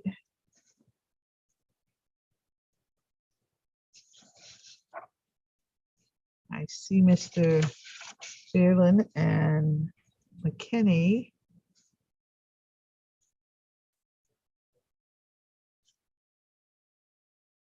All right, I see Dr. Dante O'Hara. So, Doctor, we will begin with you when you're ready. You're representing the cooperative at 1477, correct? Yes, do you hear me? Yes, we hear you now. Okay, good. Sometimes my mic on my computer does not work well. So. All right, so I can get started. So yeah, dear Chairperson Bonds and members of the committee, it's my pleasure to testify today in support of B24-0430, the Limited Equity Cooperative Advisory Council Act of 2021, and B24-0431, the Limited Equity Cooperative Property Tax Assistance Amendment Act of 2021. My name is Dante O'Hara. I live in Ward 1 of DC, and I'm the recently elected Executive Board Secretary of the Cooperative at 1477, which is a limited equity housing cooperative on Newton Street in Columbia Heights. I testify today because housing cooperatives are a key component to preserving and expanding affordable housing in Washington, DC, and stopping the ongoing displacement of its longtime residents. Cooperatives, whether it be housing, workplace, food, or financial, provide economic independence and a wealth generating mechanism for those typically left out of the financial market, which includes historically oppressed minorities, in particular Black people. A limited equity co-op is a residential development owned and managed by a democratically governed nonprofit cooperative corporation, and the cooperative at 1477 is an example of that to keep Black and Latino people in Columbia Heights. These co-ops not only provide affordable housing, but also long-term stability through ownership and leadership development. It is a true form of community-controlled housing. As noted in the B24-0430's introduction, quote, more than 20,000 Black residents were displaced between 2000 and 2013, causing Washington, D.C. to rank #1 among cities with high levels of Black displacement. The DC City Council must support ongoing efforts to preserve and expand true affordable housing through housing cooperatives, rent control, community land trusts, and social housing programs to prevent displacement across the district. This includes not only the two bills proposed, but also giving way for co-op owners to access more financial resources, such as the $50 million in the homeowner assistance fund that the district offers to help with crumbling infrastructure of some of the co-op buildings that longtime residents reside. These bills, if passed, would strengthen the already burgeoning cooperative and affordable housing movement in DC by removing unnecessary roadblocks that affect the creation and sustainability of LECs in the district. The establishment of a permanent LEC advisory council will keep the city accountable and living up to its promises to help expand programs to keep longtime residents in the city. It will lead to the expansion of more LECs in the districts by providing tax exemptions, which will lead to less displacement of longtime residents. I think I'm well under time, but thank you so much, council members Bonds, White, Nadeau, Henderson, Che, and Pinto for your leadership on this issue. I very much hope to see this bill swiftly move out of the Committee on Housing and the Executive Administration and to a vote in front of the full council before the end of the year. And thank you for the opportunity to testify today. Thank you for your testimony, Mr. O'Hara. We'll now move to Portia Vaughn, if you are with us.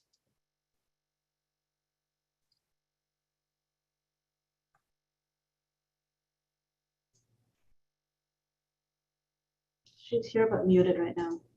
All righty.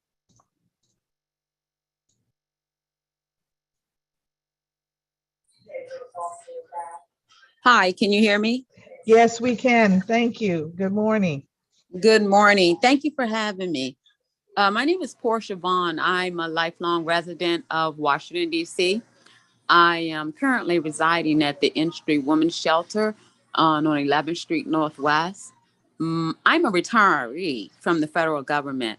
My annual income is $29,000.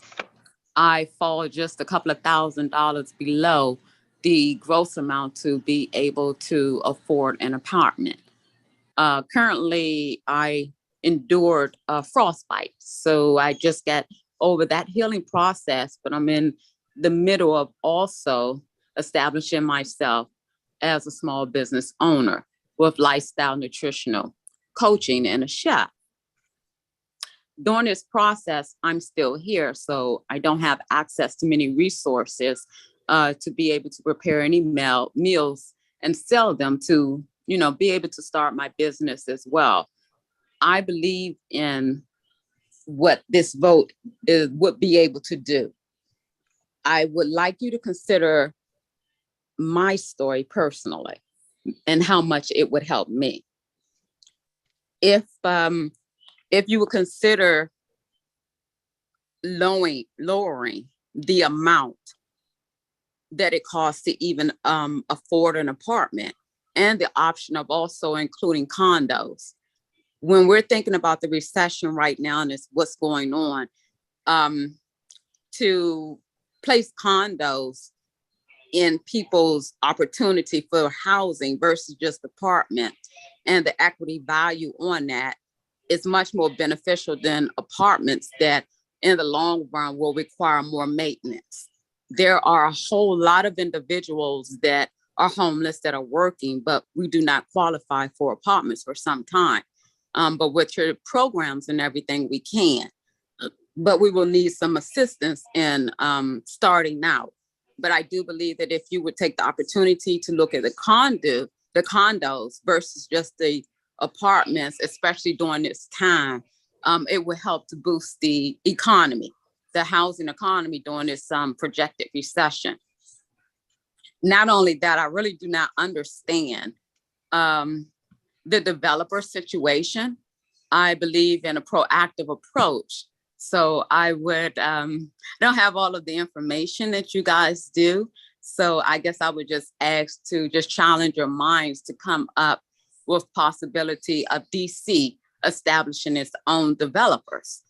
These developers could take a certain amount of properties, buildings that are already established that could be used in all the different wards or just the cleared lands a certain amount that DC developers, developers that you can establish that do not violate the equal ability of the other developers, and build these properties to be able to deal with the shortage that we're having and the difficulty with placement and housing.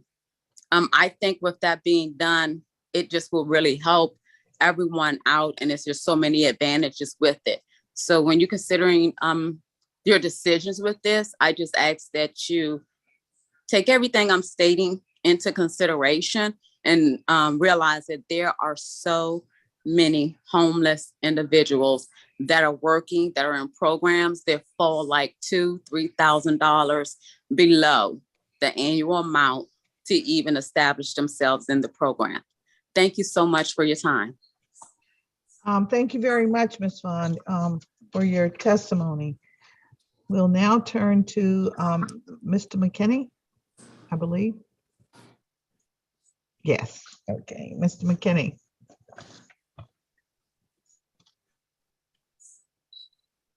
We can't hear you.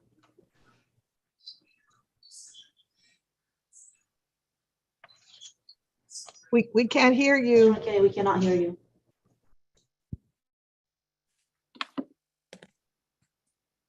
Okay, can you hear me now? Oh, yes, definitely. All righty. Okay. Yes, so I've lived in Southwest since 2010, and I've essentially witnessed gentrification happen during the time that I've been here. It's kind of like urban renewal all over again without the bulldozing of buildings. So I believe we must change the way we approach housing in DC if we hope to make any progress in providing affordable housing to DC residents. In order to shift out of the current paradigm, we must also shift our way of thinking. We must not view and treat housing as an investment, but rather as a human right that everyone, especially those who have been historically and intentionally underserved, should have access to. Shared equity models like limited equity housing cooperatives and community land trusts will allow us to attain this goal. These models allow homeowners to purchase homes at affordable prices and pass on those affordable prices to future homeowners, while also allowing residents to collect their initial investment and some accrued equity when or if they choose to sell. Shared equity models are some of the best and most underutilized tools we have in our toolbox. For example, a study by Grounded Solutions looked at more than 4,000 shared equity units in 20 states over 30 years and found that 99% of the people that lived in those units avoided foreclosure. Thus, both limited equity co-ops and community land trusts must be a part of the discussion in regards to affordable housing. I hope that the Housing Committee shift towards prioritizing these models will happen soon and will be ongoing. So while I'm happy to see a task force created for limited equity cooperatives, I ask that community land trusts also be included in the Housing Committee's focus moving forward. As it pertains to these acts, I request that one, for the LEC Advisory Council, expand the CBO slot from 1 person to 2. I support the tax abatement from the task force. And 3, I request that a work group be made up of Councilmember Bonds' staff and LEC advocates and experts to meet later on to go through the details to make sure that legislation achieves maximum results. Thank you for your time and consideration on this matter.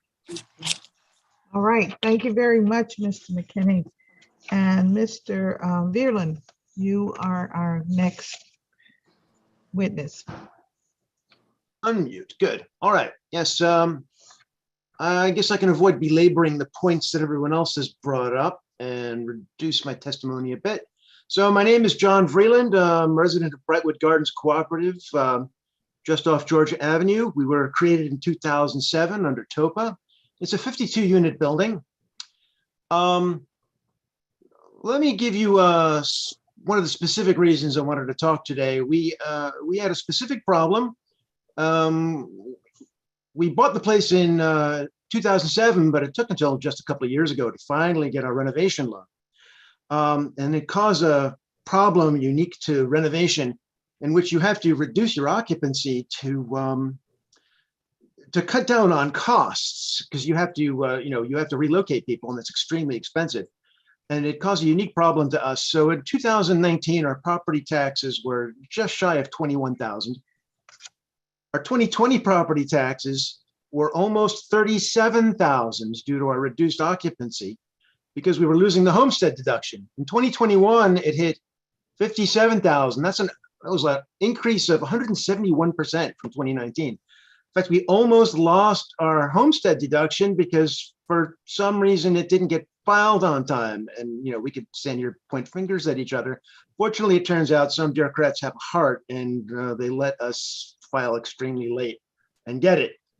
But it all comes back to something one of your earlier panelists had pointed out, which is that we're all amateurs trying to run a multi-million-dollar business in our spare time.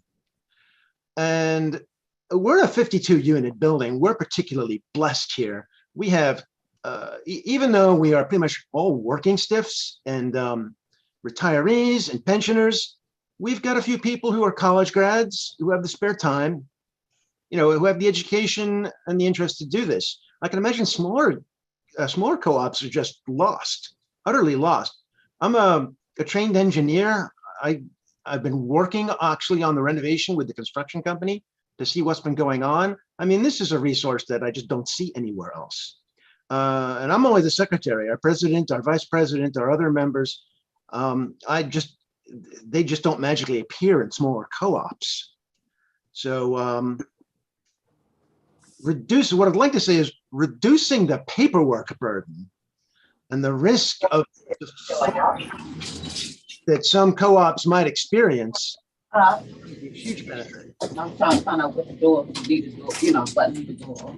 Sorry, someone else talking? Yes, Ms. Vaughn, could you mute? Okay, she's muted now. Sorry. Yeah, lost my space there. I think I mostly said what I was going to say. General statements, I guess I'm preaching to the choir here when I say that the city needs a place for workers to live, and property taxes can easily, if allowed to follow the market, just price everybody out into Southern Virginia and Northern Maryland. Don't want to see that. So I yield the remainder of my time. All right, thank you very much, Mr. Veerman. I just wanted to make sure that I capture what your testimony is, and I hope that every member of the panel will submit their testimony in writing. I think it's very important what you have shared with us this morning. But I wanted to ask you, you were indicating that in order to get your rehabilitation loan, you had to reduce your occupancy to qualify. Can you explain that to me? I will. So it wasn't to qualify. It's just that during relocation, relocation is a huge expense because you have to put people out of your building and you often have to find commercial spaces for them, which cost far more than the carrying charges that they are paying. And in our case, it would have been devastating because of COVID and other problems we had. Our renovation went on for more than twice as long as it should have. And relocating all these people for this enormous amount of time would have broken us if we'd had full occupancy at the time. So the recommendation was always reduce your occupancy before a renovation because it just saves you so much money. But it can leave you hanging. We were supposed to get a renovation in 2008, but then of course the property market collapsed and there was no money for our renovation loan. And we had reduced our occupancy in preparation for that. And so we were kind of stuck at that point in time with 50% occupancy and no renovation. And we had to scramble to repopulate our building. And then we were okay again, but we had to reduce it again in preparation for this renovation. And it affects your homestead deduction permanently, I believe.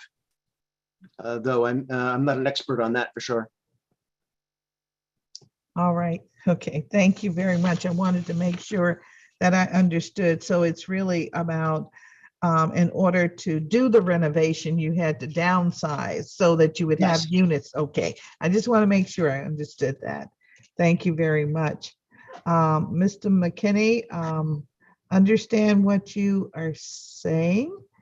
And of course, Dr. O'Hara, I have your testimony.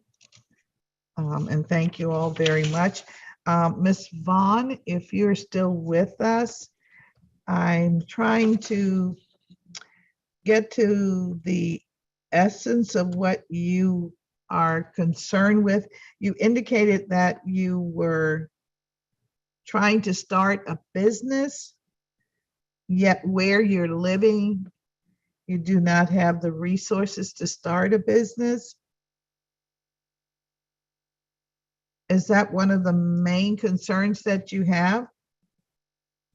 No, Or did you want to just share your idea about taking properties and turning them into affordability, creating our own, as you said, DC's own developers? What does that mean? How do you see that happening? Tell me a little more about DC owned developers. I see that happening when I thought about it when the COVID and the pandemic situation, and we bought savings bonds. Congress began to buy savings bonds. We began to bail ourselves out. USA always does this. We look towards the future and we find a way. And I thought to myself, why can't DC State do this with regards to the developer situation? I believe you guys could create a DC developers, just like you've created so many different opportunities within DC State to assist. I mean, there's like so many state jobs. And I just believe that you can do this, and within all the different wards, there could be a certain amount of properties, whether or not they're the vacant buildings that, have to be transformed, or land, just a certain amount, so that there's not a discriminatory process to the other developers. Because with the developers, there has to be a level of fear or negotiation, something that's holding them back. But that also delays DC. So, and what's going on now with the decisions to pass these tax decisions right now, to be able to continue with the LLCs, which I believe are very lucrative.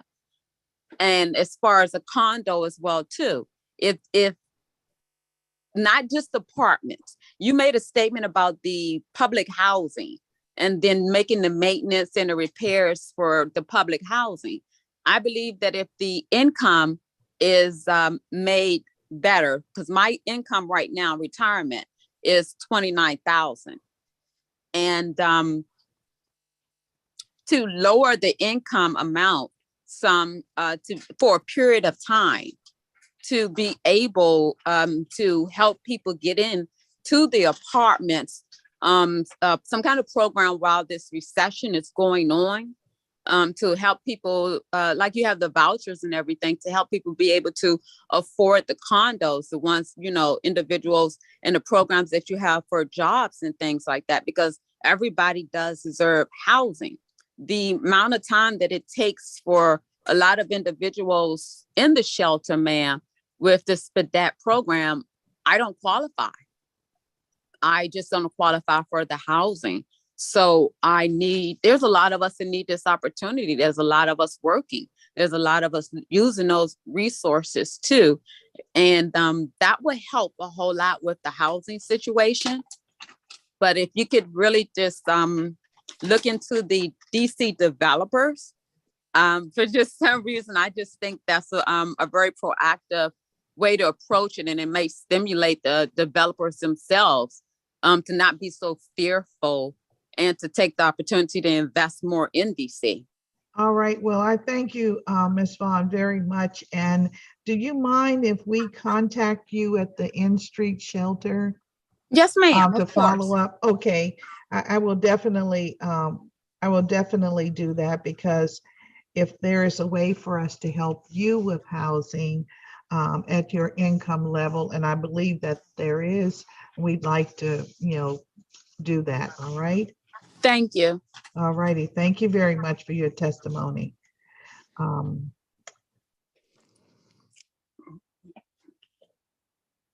We'll now to, and thank you to the entire panel. Thank you for your testimony. We'll turn to panel 4. And I have Margaret Barnes from the 13th Street Terrace Cooperative, Luan, I think it's K-Bay from the Douglas Community Land Trust, Faru Bay, Douglas Community Land Trust, and Wilbian Dugan from Mikasa. And we'll start with Mr. Dugan if he's here. All right, he is. Okay. Mr. Dugan, we can start when you're ready.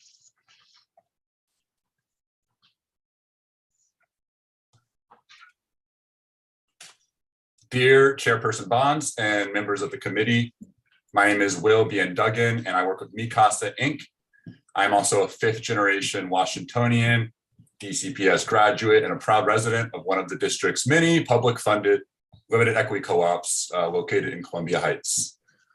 First, we would like to thank, as a representative of Mikasa, the Council for the commitment to affordable housing and limited equity co-ops in these challenging times. As low-income households recover from the pandemic, affordable housing is even more critical.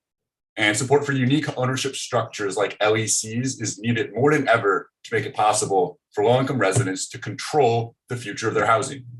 Measures like the proposed bills are needed to ensure that very and extremely low-income district residents, regardless of income, can continue to call this city home. Affordable housing and social and racial justice are inextricably linked, and few investments offer greater long-term impact for inclusion and social equity than affordable home ownership.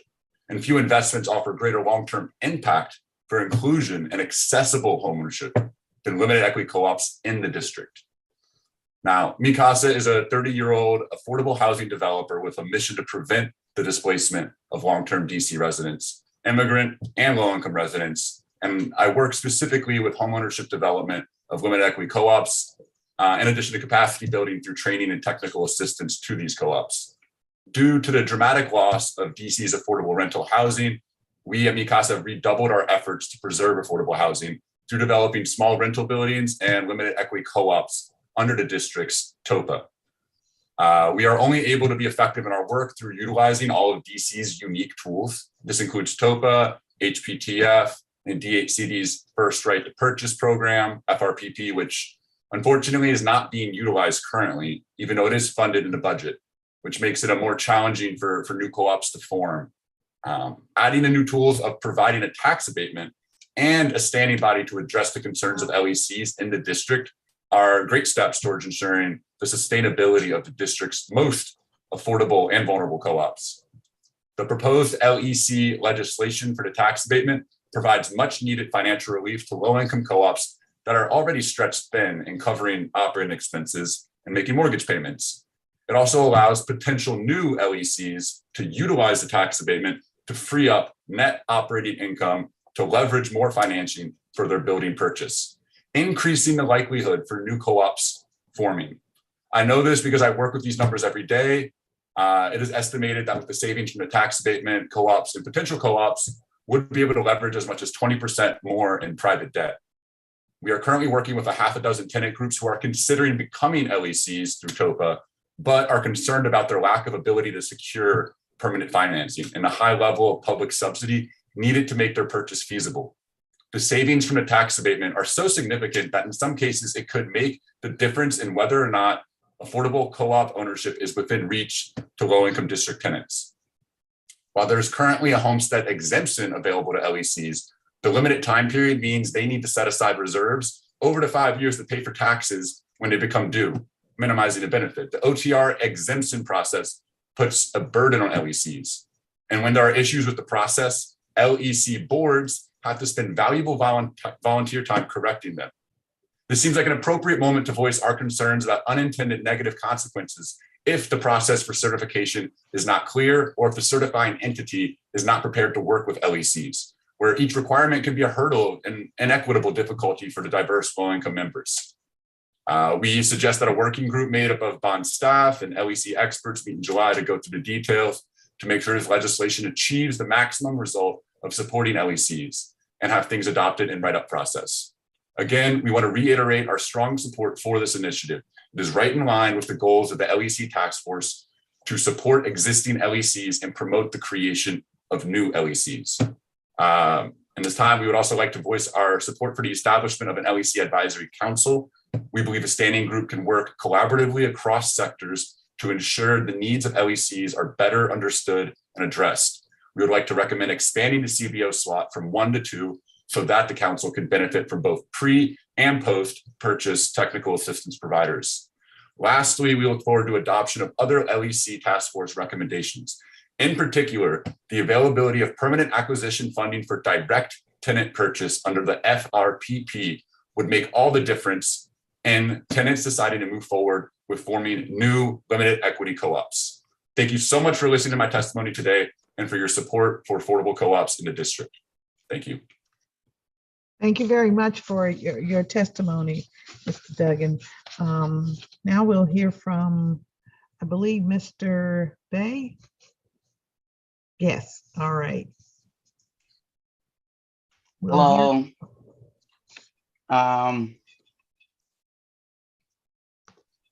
Good morning, Councilmember Bonds and members of the committee. I appreciate the opportunity to speak about limited equity cooperative today. My name is Farouk Bey, and I'm a Ward 8 resident, Anacostia to be exact, and member of the Douglas Community Land Trust. I wanted to speak today as I am a resident of a building that was purchased jointly by Mikasa and Douglas CLT in order to secure its long-term affordability for me and my fellow residents. We are considering converting from a rental property to a LEC, a model I strongly support. I moved to DC to attend college at Howard University in 2003 and was captured by the culture. Though it has changed a lot in the past almost 20 years, there is an energy that permeates the city that speaks to me. I live in a 4-unit building created for artists, and I love the communal family feel. It has never felt like 4 individuals existing separately, but as a collective, sharing meals, resources, and skills. I'm basically like the resident handy person here. And in a way, you don't see that in a lot of apartment complexes. In addition to how much more pleasant this makes living there, it adds to your safety to know your neighbor in a deeper way and on a deeper level. Our building was acquired in 2022 by Douglas CLT, working with Mikasa. Before that, we didn't know what a CLT was. We had the option to join the CLT and be members. In doing that, I learned how a land trust operates, and the model blew my mind because that is how I envisioned living, taking care of each other. I have my own unit in the building, but I also have a connection to people in other CLT properties and have a partial ownership power in all of the portfolio as a voting member of the CLT. And I don't know how many tenants can say that they have a voice that's heard for what's best for them, rather than just the manager or landlord. It gives you power knowing you have that a voice and that worth. I also enjoy that Douglas CLT's model focuses on keeping it always affordable. And it's so important that people who live and pay taxes get to live and stay in the community once it's desirable to people with higher incomes. Douglas CLT makes sure that is able to happen. Learning about the model of the organization aligns with my morals and how I envision living. In working with Douglas CLT and Mikasa, we get to pick what type of ownership fits us best. And one of the options is a co-op, which is super exciting to me because it lets us use equity as a whole for everyone who are able to pay for it. And we're able to pay it forward when you decide to move on, and the next person gets the same opportunity and the benefits as you got when you moved in. I come from a huge family. I'm the 4th of 8 children and appreciate being connected with others. And I'm looking forward to converting to a collective ownership model to build in a connection to each household that moves in. I support the Limited Equity Cooperative Advisory Councils Act because it would be good to have a body that looks out for limited equity housing and co-ops and would make choosing co-ops much easier. It would allow more nuance because people who have personal experiences as cooperative members and experts in the co-op field will be able to work with governmental officials on issues specific to co-ops. I also support the Limited Equity Cooperative Property Tax Assessment Amendment Act because it will help keep co-ops costs low especially with small properties. Every opportunity to keep expenses down helps to keep housing costs affordable for co-op members, which helps the people that are in the community currently the ability to stay in the community as it changes without the risk of being priced out and forced to move. Thank you for the opportunity to testify in support of these bills. Thank you very much for your testimony, Mr. Bay. And now we will hear from, I think it's Mr. Kabedi. He is not here, Councilmember. Oh, wait, no, he just joined us. He has joined us? Yes. All righty, thank you.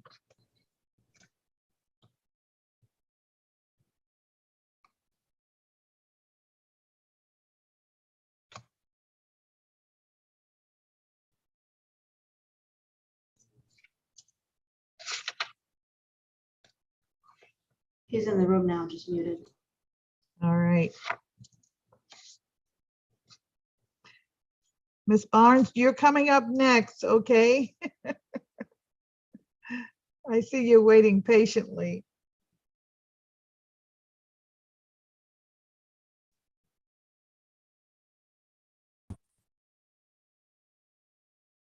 All right. Hello, did you hear me? I'm sorry. Hello. Hello, okay. All right, it's okay, Miss, thank you. All righty. I'm ready, thank you. Hello, everyone. Good afternoon. My name is Luam Kabede. I'm concerned board member of the commitment. Thank you for opportunity to speak today. My name is Luam Kabede. I am resident of the 1425 T Street Cooperative Association and a member of Douglas Community Leader Land Trust. I have lived at the T Street Cooperative almost 13 years. I would like to share with you how I am grateful for having cooperative. This is the ability on limit equity housing cooperative. I think your help support the co-op that now in DC helps more cooperative to develop. When my daughter was a baby, there were 3 of us living in very small 1-bedroom apartment with one place for a child to play. I was also very expensive to really, we could not even afford it. Then I find these places on T Street, Northwest 14th Street, and the most likely my home now. That it is my daughter and me, the price is still reasonable. It is very convenient. I do not have a car and I do not driving, but the train is so close by and we walk to get found another items needed. I feel safe, the area, the building and good can walk and at night and around home. This is the past weekend. My daughter graduated from 8th grade. She been able to go to nearby school where she's done really well. I am proud of this and glad that I can be there for her and not having consistently work just afforded to live in there. I work in public charter school, DC licensed early childhood development professional. I see families who having tough time and trying to afford living for and giving their children what they need, even time. Because of the low price we pay to our monthly housing, I raise her healthier, I work hourly, I need, and then I can spend time with my daughter. I don't have any stress, ability, money, we're happy and healthy. All right. Can I continue or I have some? I never heard to cooperative before I moved, but now I think it's a great idea to have the cooperative for many more people is I learn about sharing workshops and going to meeting and hearing from people who worked with us to support us, like Adam Mullen and others, Douglas Community Leader Trust, Douglas CLT. I have even more cooperate a board director, and it is a lot of work. We are grateful for the support. They helping us our election release, and then they recently met match saving program. Now I am less responsive Douglas Community Board Director, and we are trying to support more residents who are in co-op and organizing to create their own cooperative. I agree with Bill 24-0430 that there should be a permit limit equity cooperative advisor council because it can help more people having support their cooperative so that they are running well, help more people able to have cooperative like I have living to affordable places. This is the advisor council helping get more the LEST task force recommendation from few years ago, get opportunity, think making sure transportation, interaction, service availability.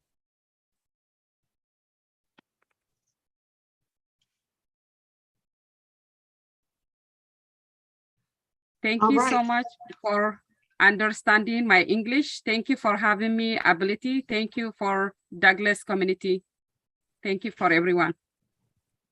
Thank you very much for your testimony. And I was making a few notes, so thank you very much for your testimony. And now we will turn to Ms. Margaret Barnes, who is representing 13th Street Terrace Cooperative. Ms. Barnes will take your testimony now. Good morning, Chairperson Bonds and members of the committee. Can you hear me okay? Yes. Okay, my name is Margaret Barnes and I'm a member of the 13th Street Terrace Cooperative Association and the Douglas Community Land Trust. I am glad to have the opportunity to support legislation that will benefit limited equity cooperatives, LECs, in DC and share how much I've enjoyed living in my cooperative the last 6 years. I'm actually currently in the process of selling my shares and moving to a market rate townhouse that I was able to purchase thanks largely in part to my living at a LEC. When I first moved in, I was working at a creative temp agency at an association where I would later become a regular employee and advance my career from a marketing specialist to a marketing manager. I was very happy to be able to find an opportunity to own a home that didn't require me to have multiple roommates, which can be very hard to do in DC, no matter how much money you do or don't make, through living in a cooperative. Here I pay less than $900 a month, a combination of my share loan mortgage and the carrying costs for my size apartment. And I live in the Petworth neighborhood of Ward 4, adjacent to Columbia Heights. It's walking distance from 2 trains, a grocery store, many restaurants, and Target. I really appreciate that I was able to live in DC and the easy ability to get to my job and have so many necessities close by. My favorite part of LECs is that they can be used as stepping stones for some people and also as long-term secure housing for others. Entry-level buyers can get into a co-op, which provides a secure place for their family. And while it may not be a permanent destination for all members, it will be a significant part of our lives with a good quality of life that is stable and can assist you in saving for the next stage if that's your goal. The members closest to my apartment who have moved out of my co-op while I've lived there left because they started families and they outgrew their units. And for me, as my income has changed over the last several years, I've gone from single to recently married, and I highly value that the goal of a co-op is to provide affordable units to lower income people. I've decided to move because I've outgrown my unit and have been able to save up money for a down payment. And I want my home here at the co-op to be available to other people like me to have that safe setting. People look at housing all the time as a cut and dry financial investment, but one of the things I actually love about this type of co-op is that it isn't designed to be rented out or sublet for profit. There are no mini landlords here. To own shares means to live here. And I look forward to someone else having the pride of home ownership that I've experienced living here. I like living in a neighborhood that isn't just focused on being profitable, but safe and connected neighborhood. And that is exactly what I've had living at the 13th Street Terrace Cooperative. Moving forward, my experience on the co-op board for most of the years that I've lived here makes me actually want to be a part of the HOA board and continue to participate in other kinds of civic involvement. I think having an advisory council to support LECs would be helpful in addressing some of the issues we face when living in a cooperative and give us an avenue to get help from the government. Raising the visibility of co-ops generally would be helpful, as well as making sure when openings in co-ops become available to people who qualify to purchase them, that they know about these opportunities to get secure, affordable homes. An advisory council could also help come up with creative fixes to problems people have putting money together to buy into a co-op, either by incentivizing lenders to provide share loans or providing grants to buyers, and create a way for co-op units to pass on to someone else if the owner passes and doesn't have a will. And generally find ways to make it easier for lower income people to get into this type of housing. The advisory council could help co-ops also by gathering or creating template documents and policies like pet policies, so that the boards can be smart in managing the building and the way the members want it to be managed, and also make sure they're following the law. I also support the tax abatement for cooperatives. All costs to the cooperatives are paid by the members, the carrying costs, including tax bills, and keeping costs low helps to keep the units more affordable.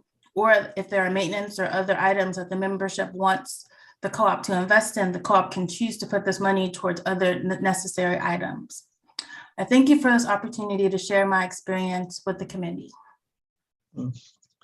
Thank you. Thank you very much, Ms. Barnes. And I'll just start with you. I have a question. You mentioned that you see the lending community actually supporting what you call share loans. In other words, the share that you use to purchase. Have you had any experience with that, or had discussions with others that are in your co-op that talk about how they were able to come up with the share amount, and whether or not it came through the lending services that we have, the various banks or that we have in the city? It actually has changed. Like when I came in, several of us came in at the same time, and we had a partnership and we were able to get share loans very easily. I did have to take out an additional small loan that I was able to find based on my college degree, actually, to give me a low interest rate. But the rest of it, I was able to get put in place with the share loans. So that made it much more accessible.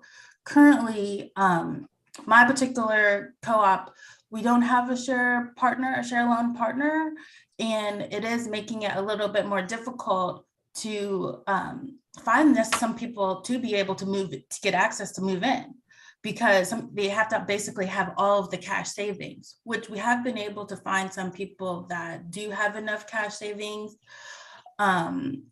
since it is a lower priced unit building, but a lot of people, they need that first amount to be able to get in. So having any assistance and be able to make sure there's always share loans available would make it much more easy, because it can be hard. Like I know when I moved in, I didn't have, my unit cost $20,000. I didn't have $20,000 cash. Like I could take out a personal loan to get it. And some people have entered our building through taking loans out on their credit cards because they had good enough credit to do that. But that might not be reasonable or feasible for every person to take out a loan against their credit card, you know? Or they've had half the money and were able to do half a personal loan. People have done different things, but the share loan process is much better, because then you have a low interest, low mortgage rate. Like my mortgage part of my overall fees that just equal, like I said, $900, $200 of it is my fee to my mortgage with my share loans. And the rest of it is my carrying costs. Okay, that's very good to know. And I think you explained it pretty well. And so I'm hoping it will encourage those who are considering the LEC process to move forward and make sure that they can get the resources they need to actually move into a LEC. So thank you very much for that. I wanted to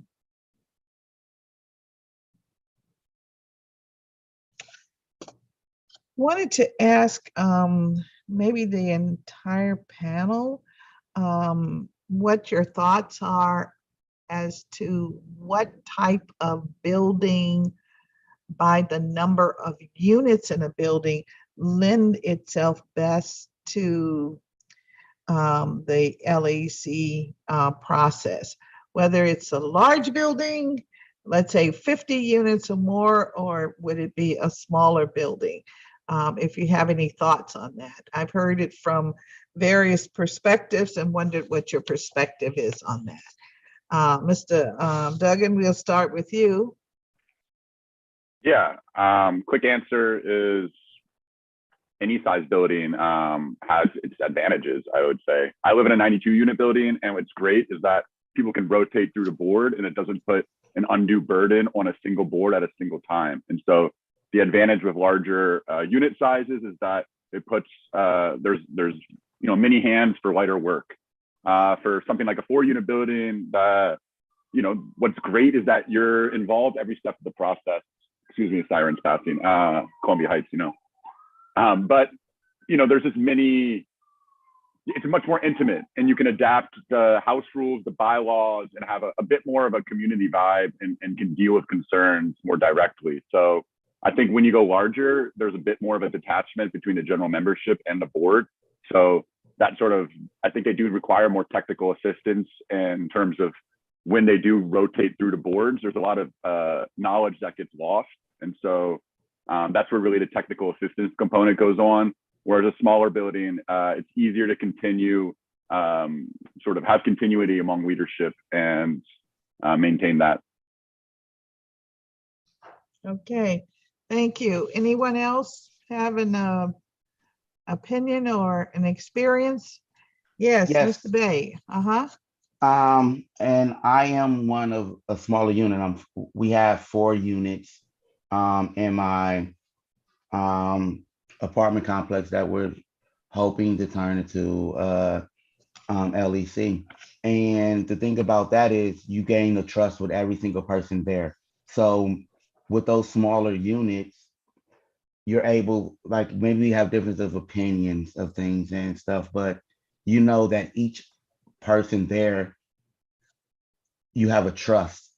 You trust each other, so things are able to be dissipated so much more because there's a business in home ownership, but also there's a friendship there, there's a trust there, there's a dependability there that sometimes permeates business because it's about the person, that person. So with smaller units, it helps because I can go and I can talk to each individual person.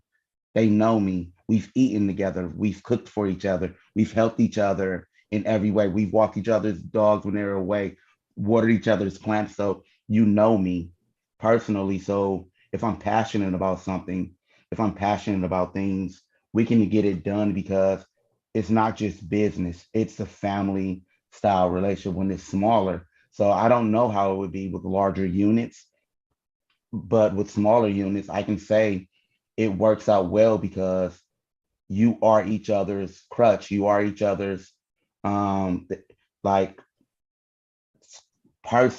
for each other.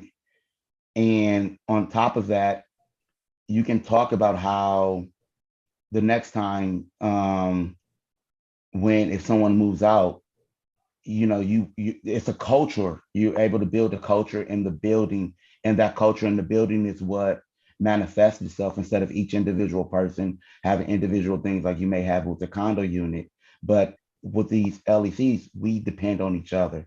And with depending on each other, you foster a culture there. And the thing about culture is that no matter who moves in, who moves out, that's what stays in that building. That's what stays in that co-op. And I think that's what allows it and makes it so much, it's such an exciting, like for me, it's such an exciting thing to discover, and such a thing where, you know, the way my morals are, it allows me to be so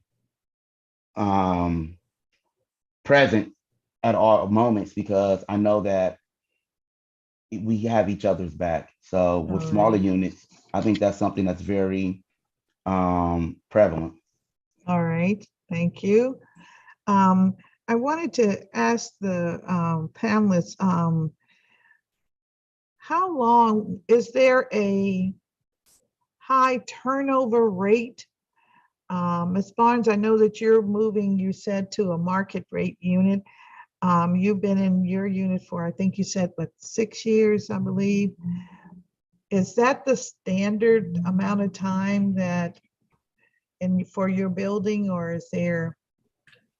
No, for my building, and I think mine's in between sizes, we have 24 units.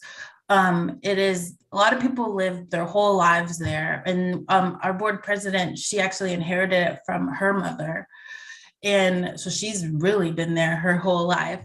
So that is one of like the unique issues. And sometimes the vacancies happen because people have moved on in life physically. And sometimes that's when units become available for the most part. But generally everyone that is here stays here for many, many years, unless like they immediately cannot fit in their space. If they started out in a smaller unit, like a 1-bedroom, like I said, my neighbors, both of them came in as couples in a 1-bedroom, and they've now had children. They now had children, so they've moved. And I'm in a studio, and I've gotten married, so now I'm moving as well. One thing that I wanted to say before with the other people, that I agree that everyone does like look out for everyone, and it's really important. One thing that I have been concerned, like I think all size unit buildings could be potentially co-ops. Mine is a really old building. It was from like the 1920s, and it doesn't have an elevator. And even moving in, I was concerned. I'm like, wow, what if someone wanted to live here that needed like an elevator or a ramp or was disabled? Then this could be a good place for them, but they wouldn't be able to get into the place. And based on the corner that our building is at, I don't even know how feasible it would be to be able to restructure it to allow space for an elevator or for a ramp or anything to be there. But I've always been like, man, that's a bummer, that maybe if someone were disabled and they wanted to live here, it physically would be hard for them, because there's a bunch of stairs to get inside, and then we're a 2-level building. All right, well, I appreciate that observation, because I would imagine that as we try to expand the LECs across the city, we're going to run across that. And so that says very clearly we need to think about renovation resources, probably up front as we try to do expansion. So I see Mr. Duggan shaking his head. I guess he's had experience with that. All right, okay. Go right ahead, sir. Yeah, that's correct. Typically when a building's going from TOPA into the LEC ownership structure, there's not enough money right off the bat to go from acquisition, which is already a challenge for financing without the FRPP, and then you have to find the financing for renovations. So you have to leverage private debt through permanent financing, and it's with those funds that you can do the renovations. And we're dealing with that challenge now, where residents deserve quality renovations. It's not just affordable housing; it's quality affordable housing. They need to be connected. It's not just enough to go through acquisition and have affordable housing. People need quality housing, and it's in those renovations that they can make those adaptations to deal with accessibility issues, to deal with energy efficiency improvements, to deal with weatherization, and to deal with the upgrades that they need to have a successful, stable asset that they can collectively own and maintain. And it's much easier when quality renovations are made. And the problem, if there's not good renovation funds, if housing production trust fund monies don't cover that part of the development cost, then there's an incentive to reduce the the scope of the renovation, and it's extremely important that the residents have quality affordable housing. So yes, I deal with that every day. Mr. Duggan, you struck a chord with me. You're speaking about quality renovation, and did I just hear you say that the trust fund dollars do not yield themselves to quality renovation? So what I mean to say is that typically Housing Production Trust Fund will be the major source of subsidy for permanent financing for limited equity co-ops for But it's 30, gap 40 years. financing. It doesn't finance the whole thing. It No, finances exactly. just the affordability primarily. Okay. Exactly. And so then with the building income, the leverage private mortgage debt on like an amortized loan, and then Housing Production Trust Fund fills that gap. And what we're finding for any building where the average rent levels are below 50% AMI levels, it's extremely difficult to cover the percentage of total development costs, so that a Housing Production Trust Fund will fill the remaining. And so I think if you reduce the operating expenses, they can leverage more debt in financing terms. And then it's within reach for the Housing Production Trust Fund to fill that gap and really serve those lower income households. This is especially important for buildings where the average incomes are below the 50% AMI mark. It's where it becomes extremely important. And that can make or break whether the building has a feasible path to becoming a limited equity co-op, which as developers and any lenders, they need to see that there's a path to stabilization. So when you make application to the lending community for the renovation, you include quality development in it, or do you just do replacement of existing walls, floors, roof? Does quality renovation include replacing the wiring and the pipes? In other words, the guts of the system.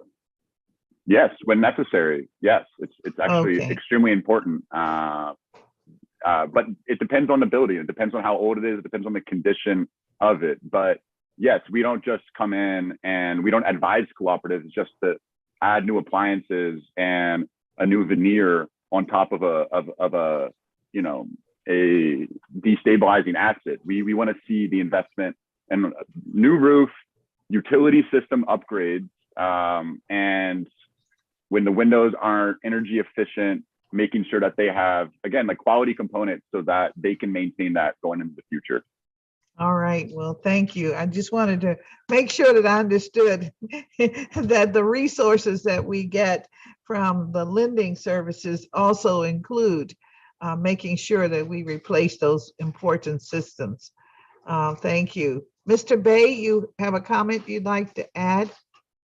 Yes, it was just something that Maggie stated when she was talking about the mobility, like having people who may want to stay in a LEC or a unit and not being able to because of concerns as far as getting up or downstairs and not having being as accessible. But I think that's an opportunity and why it's so important that we have multiple LECs in every ward, because maybe you don't have the infrastructure at one building that can accommodate that, but they don't have to go to a totally different community, a totally different neighborhood they want to stay in, because the next one, you still have that LEC in that same neighborhood that can accommodate, that can be there. And, I don't think that it should necessarily be a thing that's terrible. It should be like, let's expand,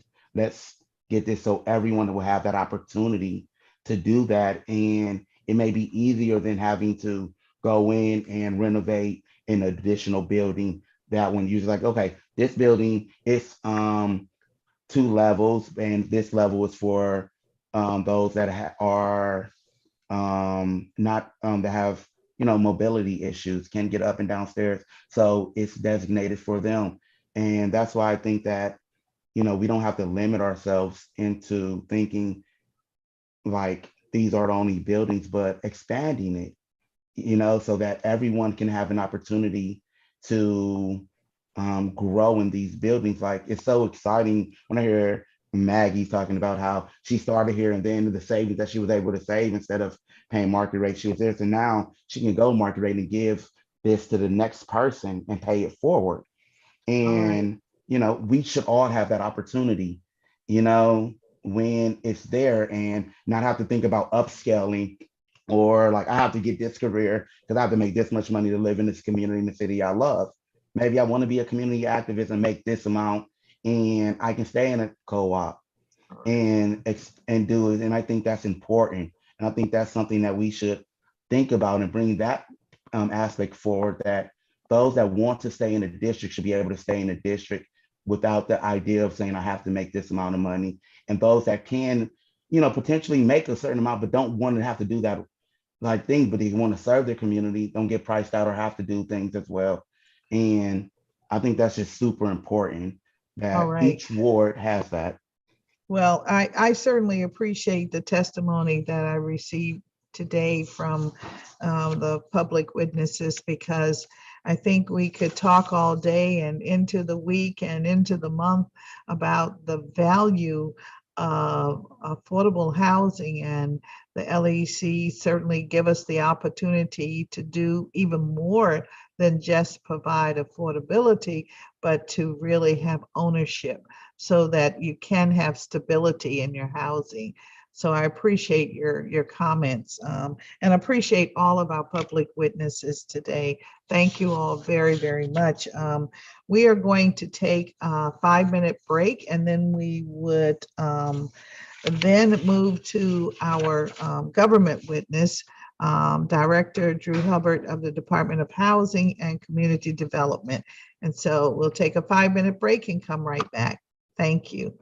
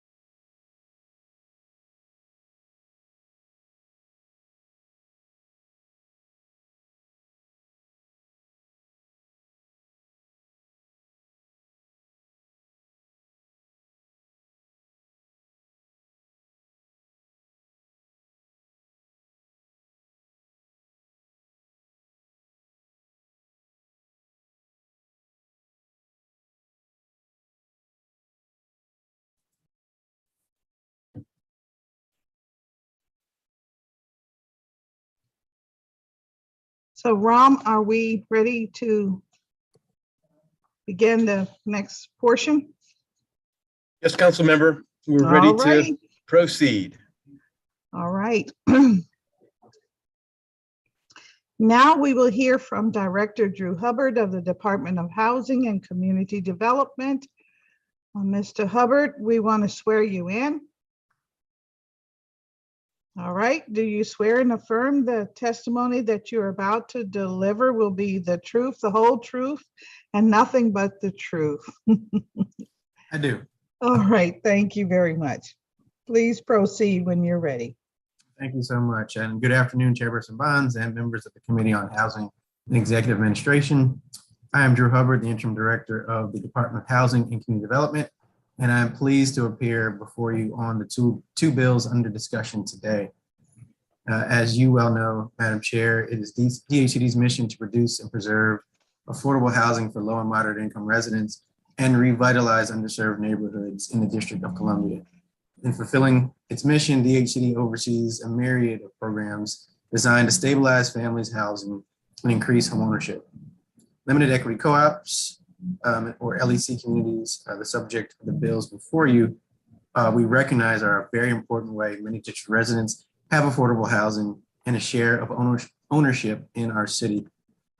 Before turning to the substance of the bills that are the subject of this hearing, I would just like to pause and take a second to thank you and the committee for your efforts in finalizing the fiscal year 23 budget. And thank you for your continuing partnership. And in doing so, the budget prioritized the expansion and preservation of affordable housing in the district, as evidenced by a historic increase in the Housing Reduction Trust Fund. I look forward to carrying this work with you into the new fiscal year as usual. I'd like to begin the discussions the legislation for you with the Limited Equity Co-op Advisory Council Act of 2021. This bill, as has been previously stated, was introduced on behalf of 6 council members following a recommendation by the Limited Equity Cooperative Task Force 2019 report. Since the task force report was issued, DHCD has implemented several of its recommendations, including creation of a new property management training course with a focus on cooperative governance and the hiring of a staff person within DHCD's Housing Preservation Unit, whose focus is LECs. These actions are already supporting our LEC community. That report also proposed the creation of a permanent advisory council to advance LECs in the district. It concluded that an advisory council would provide a measure of continuity and oversight to preserve existing LECs and assist with the creation of new LECs. DHCD welcomes the additional opportunities to better support and account for the LEC community's role in our city's affordable housing ecosystem and looks forward to its participation as a member of the advisory council. As in the case with the creation of any such body, there are details, of course, that will need to be addressed related to the practicality of the advisory council's work. DHCD is identified in the bill to provide administrative support to the advisory council. There are a couple concerns here. First is the workload of the advisory council as described in the bill, and which we know at a minimum will produce 2 reports a year. Knowing familiarity with this work and the large volume that a volunteer board would be under to produce this kind of work, and we know a lot of this administrative and support will fall on agency staff. So we just need to keep that in mind. The second is a problem experienced in the previous LEC task force. DHCD's involvement as both a regular member of the advisory council and a provider of staff support might cause internal friction. So again, just something to keep in mind. And we'd just like to discuss with you further the financial and administrative support of the advisory council that will be needed to discharge its duties effectively. But as I stated, we wholeheartedly support the effort to create this body. Now I'd like to turn to the Limited Equity Cooperative Property Tax Assistance Amendment Act of 2021, which was again introduced concurrently with the previous bill with the same group of council members. This bill would make the property tax abatement for LECs permanent. Currently, LECs can be eligible for a limited 5-year tax abatement under the DC Code. Additionally, this bill further clarifies the current definition of an LEC as a cooperative that limits the resale price of membership shares for the purpose of keeping the housing affordable to incoming members that are low and moderate income, to allow a second eligibility criteria limiting the household income of a buyer for the same purpose. The proposed definition also adds an additional requirement for a cooperative to be considered eligible as an LEC. It must require a vote of at least 2/3 of its membership to amend its articles of incorporation or organization.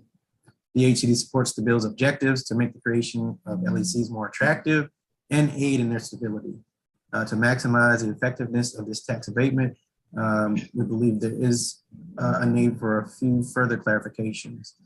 Some of these clarifications are straightforward, such as the inclusion of a definition of what counts as a limitation of household income of a buyer, or better aligning the definition of income with others currently in use in district programs. Others will require a bit more discussion and consideration. The new definition of an LEC raises several practical concerns. Namely, it is unclear as to who will be responsible for reviewing and determining the various aspects of an LEC's eligibility. While this can be clarified after passage by mayor's order, the fiscal cost of administering the additional eligibility requirements will eventually fall to a specific agency. Adding to this, both for the administrative agency and the LECs, although this bill creates a permanent tax abatement, LECs will still be required to essentially reapply by recertifying every 5 years. Indeed, at this point in time, to be eligible, the LEC would need to additionally certify that at least 50% of the units are occupied by households whose household income does not exceed 80% of the federal Section 8 lower income guidelines. Historically, DHC has provided this sort of certification. So therefore, it is important to note that recently in the fiscal year 2021 budget support act of 2020, changes were made to allow LECs to apply for a long-term tax abatement through the nonprofit affordable housing developer tax relief program. In this already existing program, where unlike the proposal before you, the tax abatement is predicated on receiving some level of funding from the District of Columbia and having an affordable housing covenant placed on the property. The DC Office of Tax and Revenue reviews the developer's tax application, which includes supporting documentation from district agencies, and then issues the abatement. This program can give us insight into the significant cost of operating LEC abatement as proposed in Bill 24-0431, and may provide an existing and well understood framework that could be leveraged for creation of a new tax abatement program. In addition, some of the underwriting and the requirements that can be applied in the current nonprofit affordable tax relief program process, such as requiring board members to take the district's property management course to be eligible for financing, are worth considering for this abatement. LECs are an important part of our current affordable housing toolbox in the district, and this bill seeks to improve their ongoing contribution to the lives of district residents. The concerns and opportunities I've discussed above, however, should be and can be addressed moving forward. The DHCD staff is available to work with your staff, Chair Bonds, and other involved agencies to recognize the full benefit of both bills discussed today. So again, thank you, Chairperson Bonds, and the members of the committee for the opportunity to testify today. This concludes my testimony. I'll be happy to explore these matters further with you and answer any questions you may have at this time. Thank you very much for your testimony. And as you were presenting and speaking to the dual participation of your agency, it does cause us to pause and to think a little clearly about this. We certainly do not want there to be any conflict of service. So we really will look very closely at that. It may end up being that your agency's participation as a member does not fit this appropriate model. And that, serving as staff or sort of staff resource is more appropriate, since this would be, I believe, a tool that would be placed within your agency. Happy to explore that with you. I think. Okay, thank you. Consideration we're looking at. Also, this additional requirement that we added where you must, the co-op itself must vote at least 2/3 of its membership to amend its articles of incorporation. That may be another area that you identified, which goes beyond just the usual criteria for limiting the household income of a buyer. And I can maybe see that may from time to time be an area of conflict. And so would love to work with you on how we might really better define that. Absolutely. I think that makes sense. And then the other area that you have identified very ably is the certification process. And who will do it? Who will do that? And tell me, do you foresee there being a conflict with staffing the council and also having the ability, the responsibility for determining the recertification process? No, I don't think so. I mean, I think not. Okay. Using the council as a tool it's intended for, will be very helpful with kind of the broader aspects of how we maximize LECs going forward, but having the nuts and bolts process in the agency shouldn't be any conflict. So you're suggesting that the final bill does not need to be specific as to how the recertification will proceed or how the certification will proceed. You don't want that level of detail. I mean, I would also like to say I've been listening to all the public witnesses and, totally agree with taking some time to work through what it would look like. And whatever we come up with it as a rubric, I think we can come to a consensus on that. That may not need to be as specific in the legislation itself. Okay. The idea of having an affordable housing covenant placed on the LECs intrigues me. What do you have in mind? Just taking a look at the experience we've had so far with the other abatements through the other code section. It guarantees that you're locking in that affordability for the duration of the assistance or the abatement. So it's just something to consider, and love to look at some of the test cases with the properties that have availed themselves of the abatement through the other process, and we can see how that's going. Okay. So would that be subject matter for a working group? You heard earlier the idea we need to have a working group to iron out some of these more technical aspects. Yes, we would look forward to being part of that. Okay. All right. I think your testimony is very clear and certainly appreciate receiving it and moving forward with the program. So anything you would like to add? No, and I think, Chair, just knowing that we are both engaged in the Black Homeownership Strike Force, these issues are timely, finding as many tools as we can to make sure people have ownership opportunities, especially African-American residents of the city. So I think the committee is right in line with that, with moving these pieces, and we will do all we can to make sure that they can be as successful as possible. I appreciate that. One of the, I'm not clear as to how a LEC actually ties into a land trust target or system, particularly if we are thinking there's a need to extend or to define affordability long-term which, I think almost all of us agree to.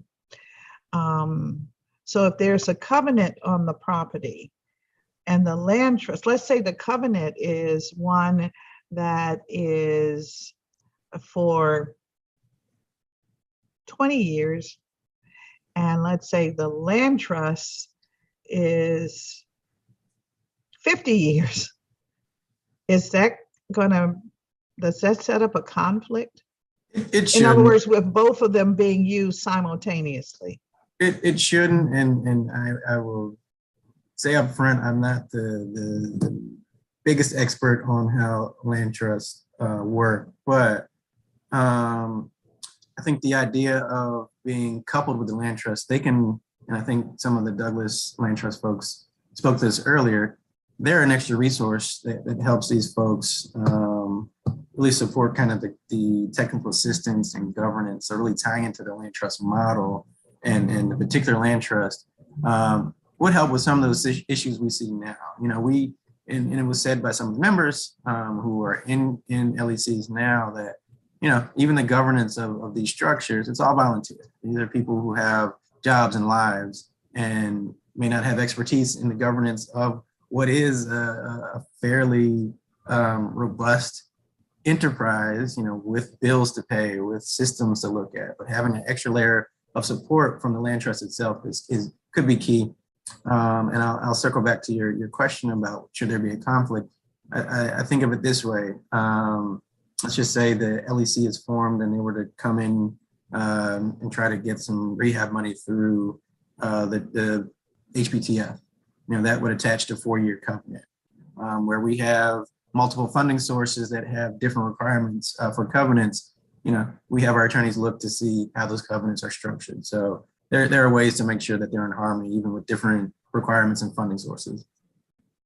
Okay, I guess for the general public, the thought has to be which covenant lasts longer and therefore guarantees affordability longer. And that's kind of like where I'm stuck. If we put in place a specific covenant for LECs, and let's say it does end up being 30 years or something to that effect, does that exceed the life of the land trust? Since LECs have been around longer, so I'm trying to understand that concept. Right. So, and again, we need to explore it during the working groups. And I think where you're getting at, owning the actual land under the property or the property itself, holding it through the trust is kind of one consideration. And then looking at the structure, that will sit on the land, kind of complements. So you're going to have that land as long as it's owned by the trust and can be used for that purpose with the improvements on the land. And if we want to tear it down and build something new that's affordable, again, that land stays there. So you can kind of have two trains that are in concert. So the best proposition, or one of the best propositions for an LEC is, in fact, to have some entity, whether it's a land trust or just a covenant.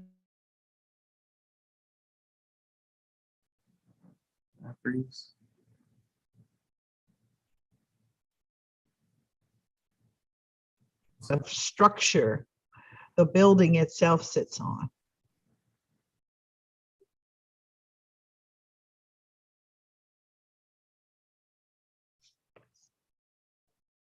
Mr. Hubbard, can you hear us? You back? Councilmember, you cut out there for a minute. Oh. And I don't know if maybe we've lost the connection. It looks like Sophia is frozen. Let's just stand by for a minute. Let me check and see what's going on. I'm here, but it seems like, Director Hubbard, it looks like he's going to rejoin and try. Okay, all right. There was a break in the connection and then people cut out. Here he comes. Well, apologies. Director, you're back. Yes. I think we had a technical glitch, Director, but I think we're all back now. Okay. So I caught the first part of your question, but not the whole. What I'm trying to understand is if we have a covenant that is, as you have described, the covenant on the land, which is usually through the trust, and a covenant on the structure itself, which is through, let's say, Housing Production Trust Fund for the building. I'm trying to understand with that, do we have to have a land trust, or can a covenant on the land be through these processes that we currently use, which is what do they call it? The land deal. Well, I think it could work either way. I think, Okay, but you're making a point that there is a process for the structure itself, and then there is also a process that's needed for the land to assure that that structure and that land will continue to be in the affordable portfolio. Yes, and I think it's just worth looking at kind of what we already have in place. And you may remember when we changed the nonprofit tax abatement, it would allow the landowner as well as the building owner to benefit when the land trust owns the land. So I think we just need to make sure it's consistent with what we already have to make sure that these properties remain affordable. All right, okay. Well, I thank you very much for that, and look forward to having the ability to certainly set up a working group so that we can, sort of be more specific, more intentional in what we're trying to accomplish. So Absolutely. I thank you very much for that.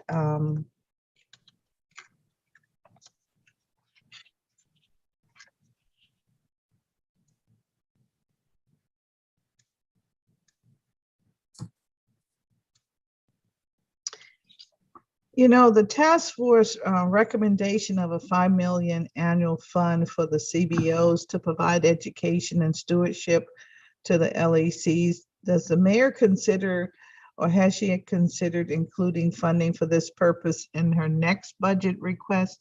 Or is that something that you have funding for now that you can begin to provide?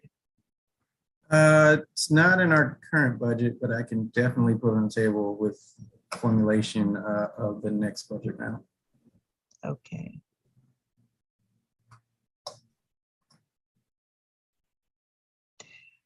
Here is a question that has come to our attention. Are there recommendations from the task force report that came to you that are without any legislative action? For example, the task force recommended the development of a uniform asset management scorecard. Can you think of others that you would want to see implemented? Let me go back through the report, and I can share those with you if we think there needs to be legislative action.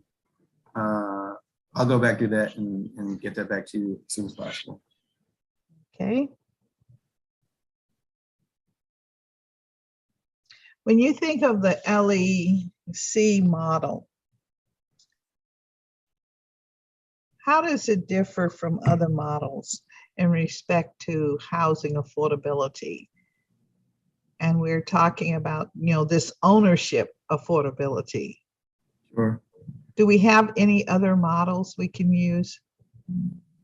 Well, I mean, and I think we've had this discussion over the years about, LECs being a very dynamic ownership model for folks of moderate means, whereas you may not have the ability to buy into a condo building or a single family home. But looking at the way that LECs are structured, to having that shared model, to buying into the shares of this corporation or this that represents the property, the hard asset, is a way that opens up homeownership opportunities to an income level where it just doesn't work in some other models.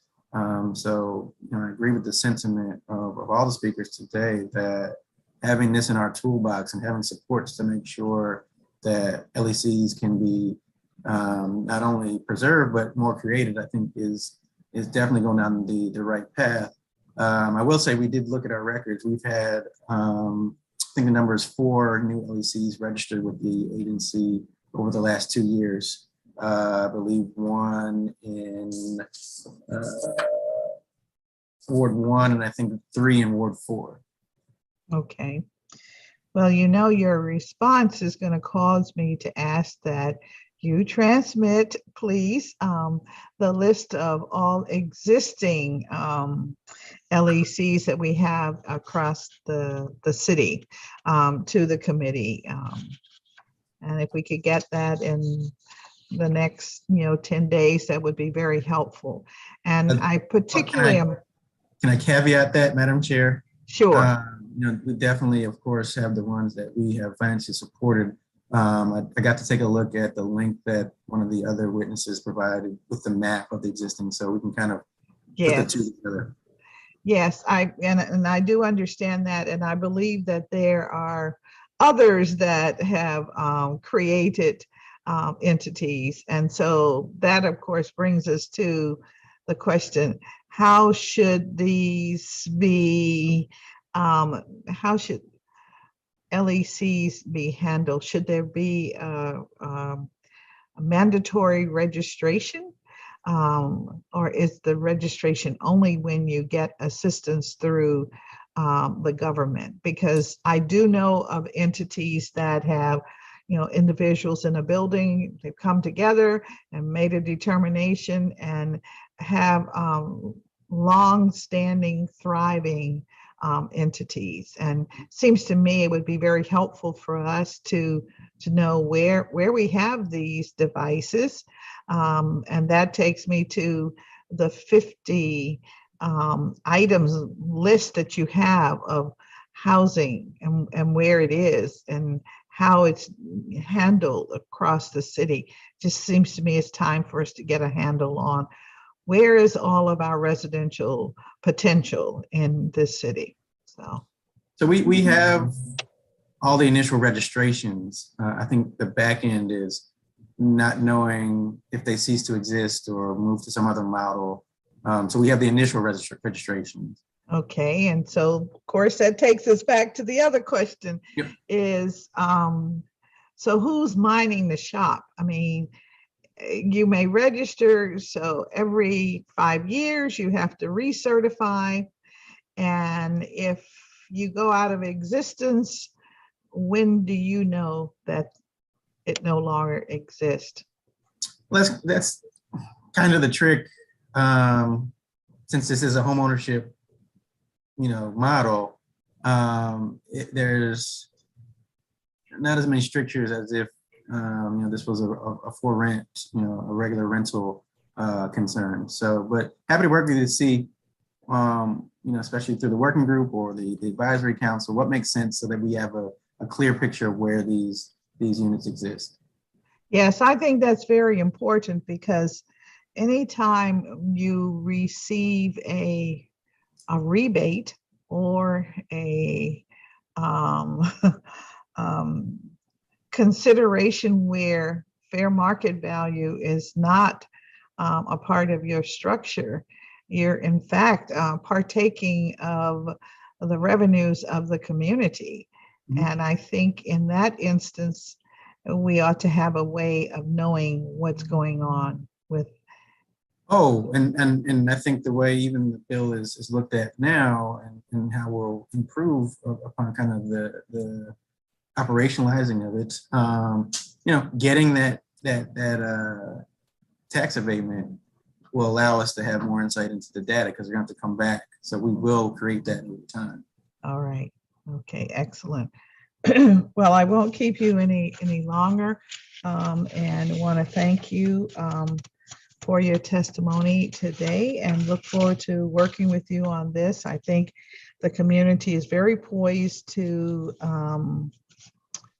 move forward on this. I had some questions about the type of properties or developments that are best suited for the LECs, but it sounds like the working group can help us iron that out so that we can make a full-blown presentation to the public, and so that they have a better understanding of what is available and what we're trying to create to address this housing affordability in the city. I want to thank everyone who participated in today's hearing for their contributions. And again, I'll go back to my earlier point. I think that we indicated that the record would remain open for 10 days and closing on Monday, July 1. So thank you, everyone, for your testimony and your attention today. And this hearing is adjourned. Thank you so much.